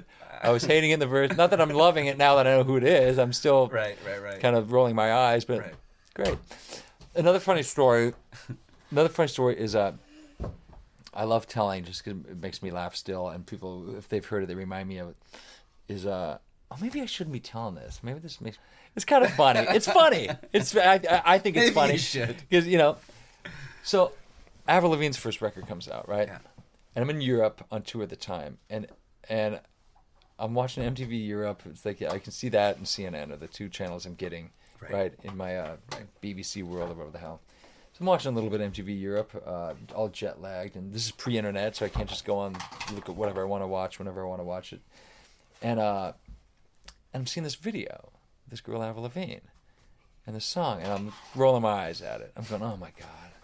She's like, oh yeah, this is punk, right? Some kind of slow song, and I guess if you just color your hair funny and you wear a shirt with, you wear a Sex Pistols t-shirt, you can be punk now, I guess. Whatever. This has nothing to do with any of that. I'm watching it, and then me and my friends are kind of clowning it. We meet in the hotel lobby for lobby call. I'm like, did you see the video? They can't stop showing that video with everyone, the kids running around the mall, pouring milkshakes on each other's heads, and God, it's like Nickelodeon punk, man. What the hell? Like, you know what I mean?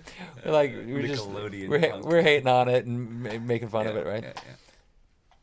Cut to like a couple months later, I'll never forget. I was at Ocean Way Studios doing a record, and someone goes, "Hey, you see Victor's name on that Avril Lavigne record?" Indrizzo? Yeah, and I go, "What?" He goes, "Victor." I go, "Victor played on that record?" He goes, "Yeah, I played on all those hits and stuff." Victor, yeah, Victor Indrizzo. I love Victor, right? Awesome dude, awesome musician. And I go, "He did?" And they go, "Yeah," and I go, "Oh man!" And for 1 second, I went, "Oh man!" And then I went, "You know what?" I go, "Good for him." I go, "You know what? I've played on stuff like that. I play on stuff like that all the time. I'm stoked that Victor played on them. I'm stoked that Victor played on those songs. They're all over the radio. Good for him. You know what? Who am I to say? Avril Lavigne calls me. I'd probably show up tomorrow and play drums with her. So look at me talking shit, right? Anyway, see, here I am calling myself out on being a fake. So yeah, I was like, whatever, man. I was happy he was doing it. 3 days later, someone calls me and goes, "Hey, I saw your name on the Avril Lavigne record." I go, "What are you talking about?" Not my name. Victor playing that record. He goes, "Your name's on there too, man." I go, "I don't play on that record. I didn't play on no Avril Lavigne record." "Yeah, you did." I go, "You're kidding me." Because it says right here, tracks 4, 5, 6, 11, and 12. I'm like, what? And once again, this is pretty pre-internet kind of stuff. Or maybe, I can't remember what year it was exactly. It could have been too long ago. But there wasn't as many music websites where you could just go click on and check out discography. Right.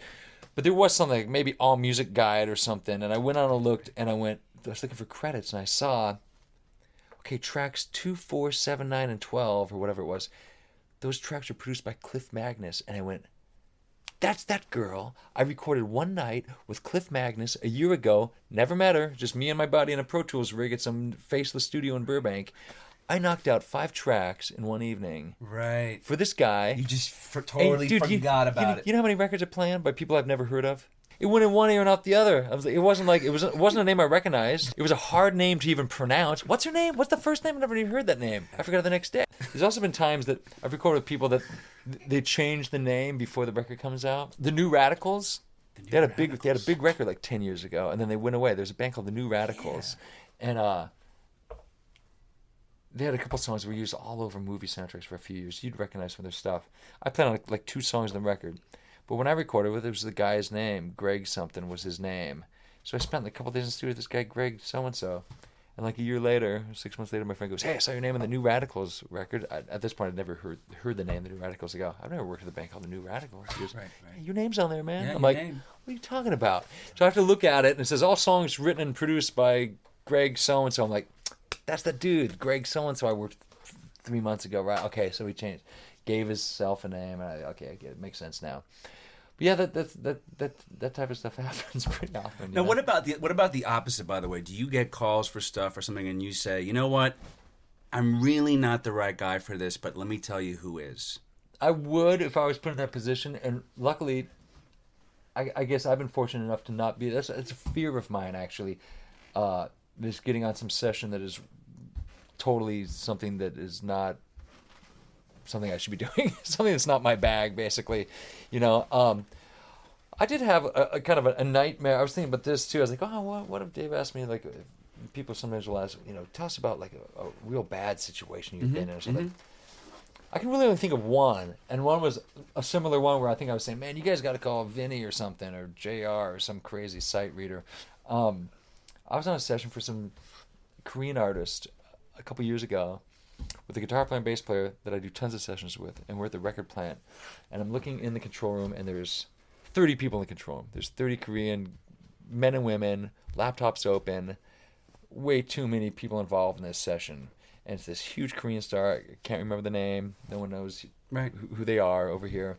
But they've booked the record plant, and they've booked all these guys, and they've got these hotshot guitar player and bass player, session dudes, and a room full of dudes, laptops, and they play the song, and it's 6 minutes, and it's super fast, kind of swing song, but it's not swing, it's not big band or bebop. It's swinging, which I love playing shuffle stuff, but it's real fast swing, and it's all over the place, and no 2 bars seem to repeat themselves, drum pattern wise, right? Which is fine. Hey, Pally. And my dad has some Devo guys down at Toys right over there. Some Devo guys. Yeah, there's the Devo dolls. You know what? One of them is one of them you. One of them is supposed to be me, and actually. So you have an action figure? I already found the one that I think is me, and other people think is me. Now see, I've put a bunch of pressure on you. These lights are hot. I'm gonna get a little more light on this. So this is fine, Josh Freese now, right? That's what we're doing. Yeah. All right. Okay. Hold on. All right, hold on. I know, they all look very similar. That's not easy, folks. I got to tell you. Give me a second here.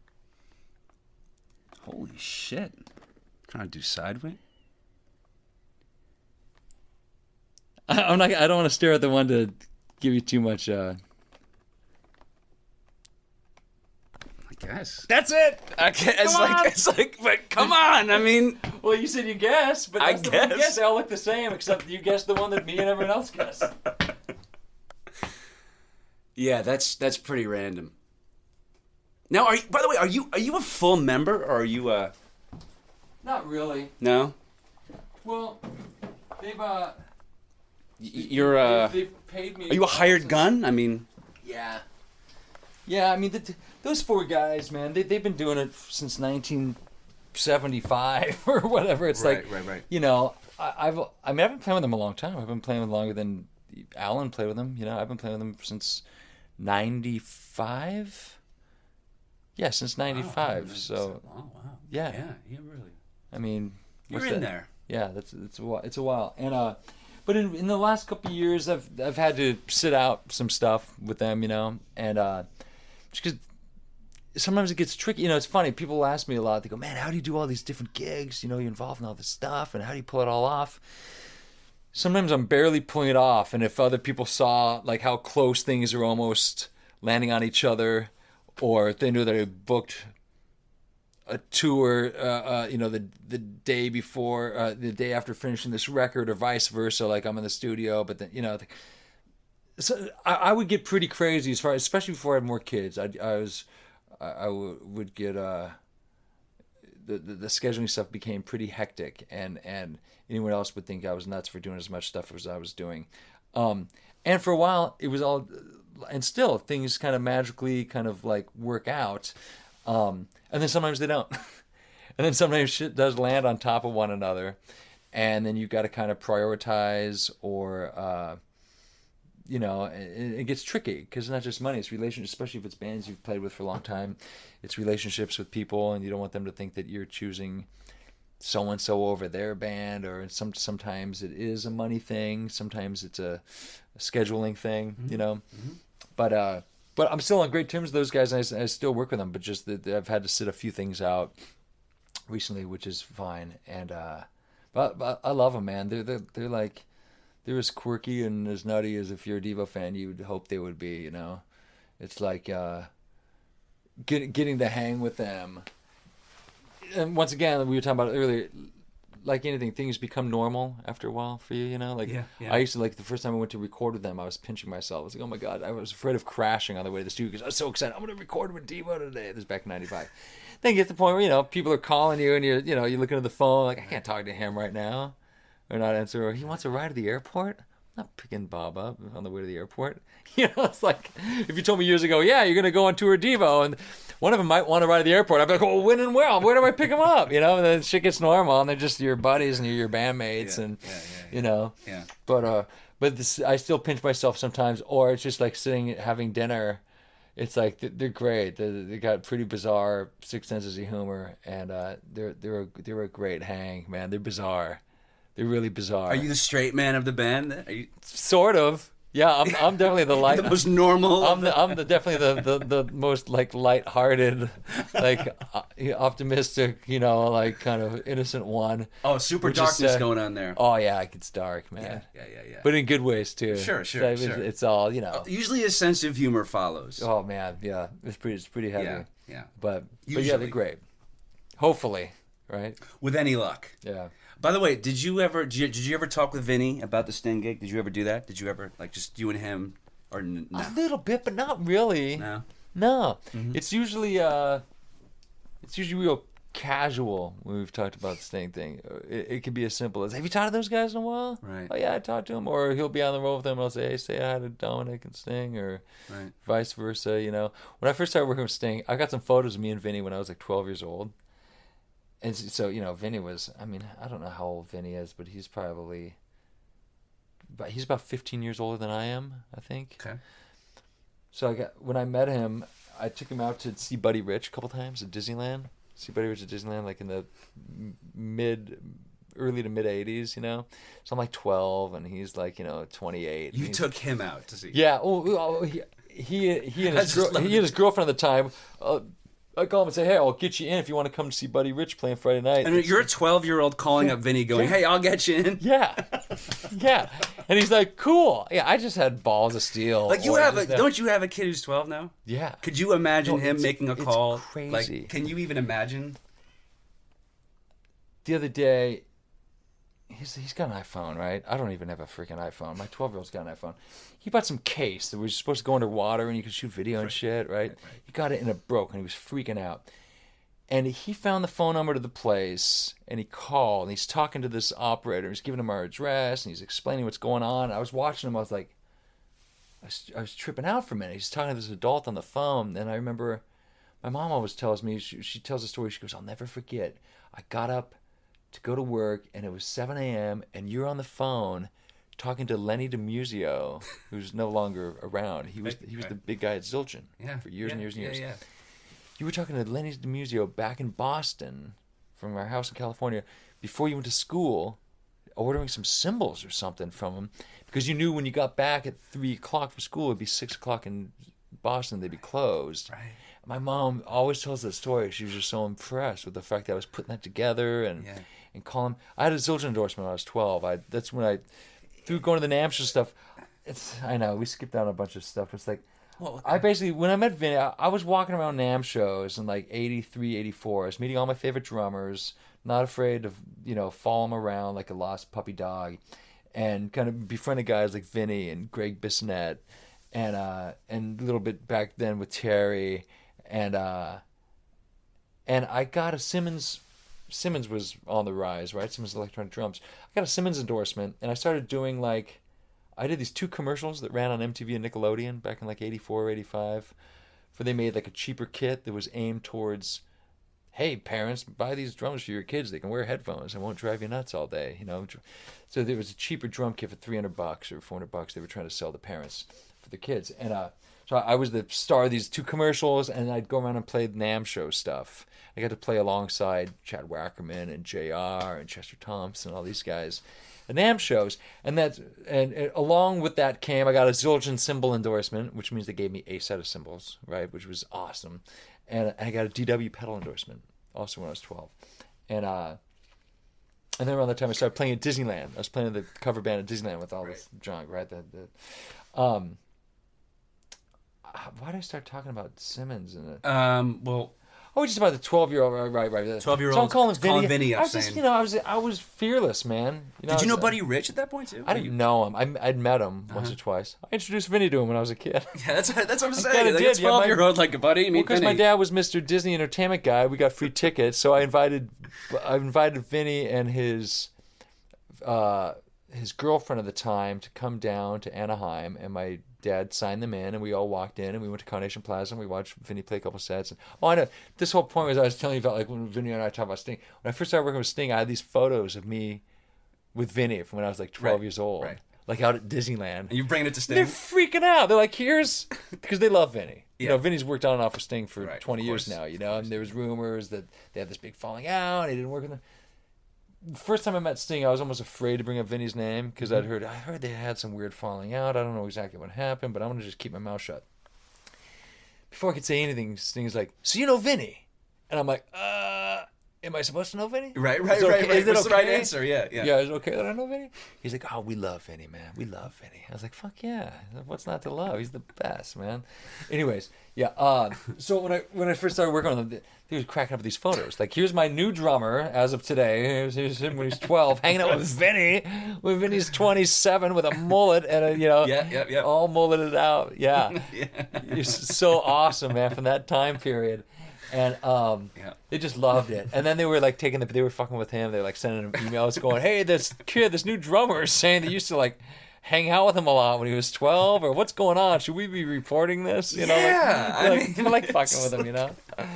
Anyways, it's the idea. That's what I'm saying. Can you imagine today you like going to meet a 12-year-old who's just like? Well, it wasn't just me and him, though. It's just kind of funny. Well, I was the ring bearer in his wedding, man. You were? I had a paper route for 5 minutes when I was in 6th grade, and I came home from school. I must have been in 6th grade, probably 6th grade. I came home from school, and my mom goes, "Vinny Colaiuta just called." How crazy is this? Sounds crazy, right? She goes, "Vinny Colaiuta just called." I go, "Really?" I'm all excited. You know, he's my drum hero. And she goes, "Yeah, I guess he and his fiance don't have any like nephews or anyone in their family. They need someone to be a ring bearer in their wedding. I want to know if you want to be the ring bearer." I was like, fuck. Well, I didn't say fuck yeah. I wanted to say fuck yeah and jump up and down, but I was like, oh my god, that's so great. So that's my real claim to fame, man. This is the ring bearer in his wedding. That's my claim to fame. I will say this past January I did a signing at the Peisty booth of the NAMM show with all good friends. It was awesome, man. It was with Danny Carey and Vinny and Abe. And another guy that now I'm totally embarrassed. I'll be in a bunch of trouble. But a guy, really cool dude from England that plays, I forget his name, but he plays drums with the Gorillaz. The dude from Blur's other band, the Gorillaz. Super cool dude. Yeah. But it's almost like I had four guys. I had these three guys that I've been really tight with for like 20 years, and then this dude I've never met. So I'm like, okay, hey dude, nice to meet you. Anyways, fuck Vinny Abe. It was this love fest. Yeah. But at the end of the day, it was funny because Abe had tweeted, somehow we got linked into some Twitter thing with Stuart Copeland, and Abe's like, dude, we should, he goes, let's start a band. Abe said to Stuart, he goes, let's start a band with Abe, Vinny, Josh, and Stuart. Like, we all play, except for, I don't know if Vinny plays much of anything else, but like Stuart, Abe, and I all play guitar and bass and stuff. But sure. It'd be so great. We have to figure out some good name. You couldn't call it the Drummers of Sting, obviously, but you have to come up with something a little more clever and kind of funny. But something, Stuart's like, yeah, that'd be great. Yeah, we should do it, man. It's funny, man. Stuart's down to jam. I've been wanting to hit him up. He's been really cool to me over the last couple of years. And I'm always seeing shit of him jam with people. He's got a studio. I've been to a studio once, right when he was moving into it at his house. He's been posting stuff of him, like jamming, like playing, like Thomas Lang and like that. That's all, like yeah. You know what I mean? Like a bunch, random shit, and Primus guys, or Neil Peart over there. Like he's actually doing a signing. Not a signing. He's showing his movie and doing a Q&A at this little art theater up the street from my house here on Saturday. I'm gonna go. I'm actually gonna send him an email, invite him over to my house. Oh, the police one? The Everyone Stares, the documentary he made a couple years ago. Right. Just showing, there's a really cool art theater on 4th Street called the Long Beach 4th Street Art Theater. Yeah. And he's showing it and doing like a Q&A thing in a couple days.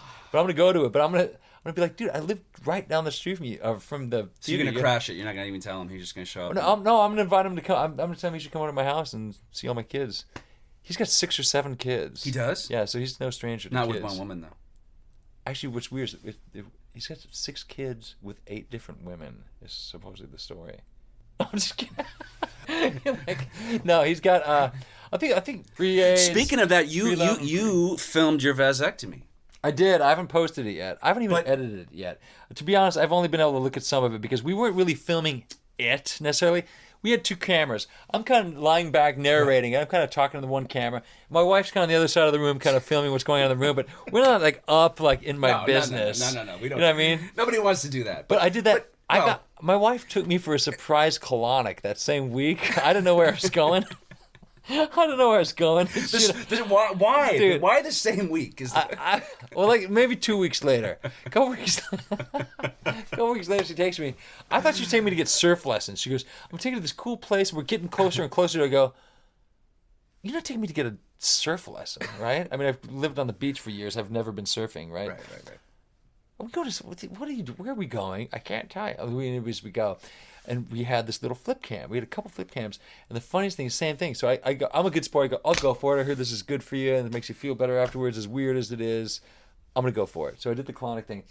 But the ladies haven't, I'd never had anything shoved up my butt before, right? Yeah. So she's trying to get the tube up there, and I'm wiggling around. I'm like laughing, and I'm like, "Whoa, are you really gonna shove that thing in my ass?" Like, is your wife present for this? By the way, no, she's out. She's down the hall. This isn't being filmed or anything. No, it is. Oh, it is. Yeah, I'm filming with the just your face, like. I'm kind of, yeah. Is it just like all facial expressions? I'm kind of like this. I'm like filming her and me, and she's trying to get the tube up, but. I'm laughing. Now she's laughing. She can't get in there. And she's like, I've never had such a problem with anybody. I'm like, dude, you're freaking me out with the tube. You were clenching. I'm clenching. And I'm getting the giggles and clenching at the same time. And she's kind of laughing and she's trying to get it. Oh, my God. I think I might just put the audio of it up. Sometimes when you just hear audio or something, you kind of tend to use your imagination a little more. That's what I like about this. Dude, we're cracking up. Me and this lady, she's trying to shove this tube up my butt, and we're both cracking the fuck up. It's so good. Now, it's so good. The other thing is you go into the hyperbaric chamber, right? You do that. I used to have one in my back house. Deprivation tank? I don't have a sensory deprivation tank, but I've got I don't have a hyperbaric chamber anymore. I had a hyperbaric chamber for a while. I'm going to try and get another one in here. I don't buy them. I rent them for a little bit, you know? You're leasing. I'm looking at you trying not to laugh, and I know it sounds kind of wacky, so I kind of help. But how long have you been doing that, by the way? Like the hyperbaric chamber? On and off for a couple years. Who got you into that? Michael Jackson. You sleep in him, him and Bubbles, the chimp. I thought, man, if Michael Jackson's into it, it's got to be good because he was into some cool shit. So you looked into it and just Disneyland. Found a place? I like the Disneyland. I like the hyperbaric chamber. The little kid thing, I'm not too into the little kid thing. But the music, the Disneyland, the hyperbaric chamber, he had that shit together, man. He knew what he was doing. The hyperbaric chamber. A friend of mine owns some wellness center place nearby, and she was saying, "Oh, you and your wife should come by and check out this hyperbaric chamber thing. You get in for a half an hour, and you feel great. You doze off for 10 minutes, you feel like you slept 3 hours." Is it the one with water or no? No, it's not. No, hyperbaric chamber is just right. There's no water. The sensory deprivation tank. That's what I'm thinking of. That's got water in it. Okay. And unfortunately, there's not one nearby. The closest one is my friend owns a place. I should give it a plug, actually, because I was telling my Will and I never do. But it's a really cool place called the Float Lab, and it's in Venice Beach. It's on the boardwalk, on the Venice boardwalk. Dude, that's what I should do at the beginning of my show. We are brought to you by the Float, like just for no reason. Yeah. The Drummers Podcast ties in with Float Lab and PF a place Chang's, man. Of like. Come on. Anyway, so you went to the place. So the sensory deprivation tank place is rad. Right. It's not very close. Right. Now the hyperbaric chamber is it's good for your blood flow, and it brings you all this oxygen and this whole thing that really is kind of replenishes a lot in your system, and when you go in it for half an hour, you feel great, man, when you come out of it, and usually I'll doze off, and you do feel, at least I'll feel like I've slept 2, 3, 4 hours in 10, 15 minutes. You go, wow, I just took a great nap. You go, wait, no, that was 18 minutes. Do you really start tripping out a little with those? I haven't been in there long enough to trip out. You don't do an hour? Oh, the longest I've done is an hour and a half. But the dude... How long did it feel like? Do you think like 3 hours must have passed? The first 40 minutes is the longest. The first half an hour is the longest half an hour of your life. All I do the first half an hour is do what you're not supposed to do, which is you're trying to turn the noise off in your head and relax, right? And kind of get into some meditative state. First half an hour, 40 minutes, all I do is go, I gotta check my messages. Oh my God. When I get out here, it's gonna be 5 o'clock, it's gonna be traffic, it's gonna take so long. I'm gonna be late to the thing. Right, oh my God. Right. Okay, I gotta get out of here early. What am I can't sit here for an hour. Like, what am I doing? I got too much shit going on. Oh, I forgot to call so-and-so back. Oh my God. Oh fuck. I go into full neurotic anxiety, panic, meltdown, which is the opposite of what you're trying to do in there. And then the second half an hour, I kind of doze off, And by the time the dude comes in and kind of like knocks on the thing, I'm like, I kind of wish I could stay in there longer. But the first half an hour I'm thinking, why did I come here? But I didn't know how to meditate. I'm still working on that, but I took some lessons, some like TM lessons about a year ago to try and learn meditation and learn to turn that noise off. Do you do the yoga thing, by the way? No, but I should. For years now, people for like the limbs. Do you ever get any of that? Do you ever get any like little tension in the arms? And like, knock on wood, man. My arms and my neck's are fine. I've been having lower back shit going on for like the last year and a half. I'm still kind of struggling with. My chiropractor won't even see me anymore because I go in to see her and she goes, I won't see her for a few months. She goes, "You're doing yoga now, right?" I go, "I haven't gone yet." And she's like, she's this older Italian woman, and she's funny, man. She's like, she's not even joking about it anymore. She's pissed at me. She's like, "I don't understand. You're gonna come in here and complain. You're gonna come in here and complain to me that your back still hurts, and then this hurts. And I've been telling you for a year now. Every time you come here, you need to do yoga." And you say you've tried everything else and nothing is helping, but you're still not doing yoga? It's because I'm just lazy and I just don't want to go do it. And it hasn't gotten so bad. It's like, I don't know. It's hard. And it's intimidating. I go there and I'm like, God, I can't even touch my toe. Oh my God, where do I start? Yeah. I want to do it, man. I should do it. I'll tell you what, man, there's times I've gone over to work with Sting and of course my friends when I first started working with them, they were all joking, "You going to get into yoga now?" I would go to his place in Italy and he's got guest houses on the premises and is a beautiful recording studio where you rehearse. Right. It's insane. It's how you would expect one of the most successful rock stars to be living, Yeah. Anyways, we'd have these great dinners, and I just like drink a bunch of wine, and then I go to sleep, and like everyone else is up, 7 a.m. down doing yoga for like 2 hours, and have breakfast, and then we go jam. I'm pulling my sorry ass out of bed, crawling from the wreckage at like 10:30, crawling downstairs, having a quick breakfast, and then going like just walking at 2 minutes to 11 when we start rehearsing with my coffee in hand, like, oh shit. And these guys are all like, "Oh, you guys are all twice my age and like in way better shape than I am." Like, Sting's 60, man. He looks fucking awesome with his shirt off. He's 61 or whatever, you know what I mean? He's in great shape, man. And Dominic got him into it. Dominic Miller was the guy. He never says, but I know. I think Dominic wants more credit. He doesn't get enough credit. Yeah. He's Sting's guitar player, right, since '91. Yeah. But I think he sort of got Sting into it, and but Sting's famous for being the yoga guy, Right. But he's famous, so he should be famous for being it, I guess. I mean,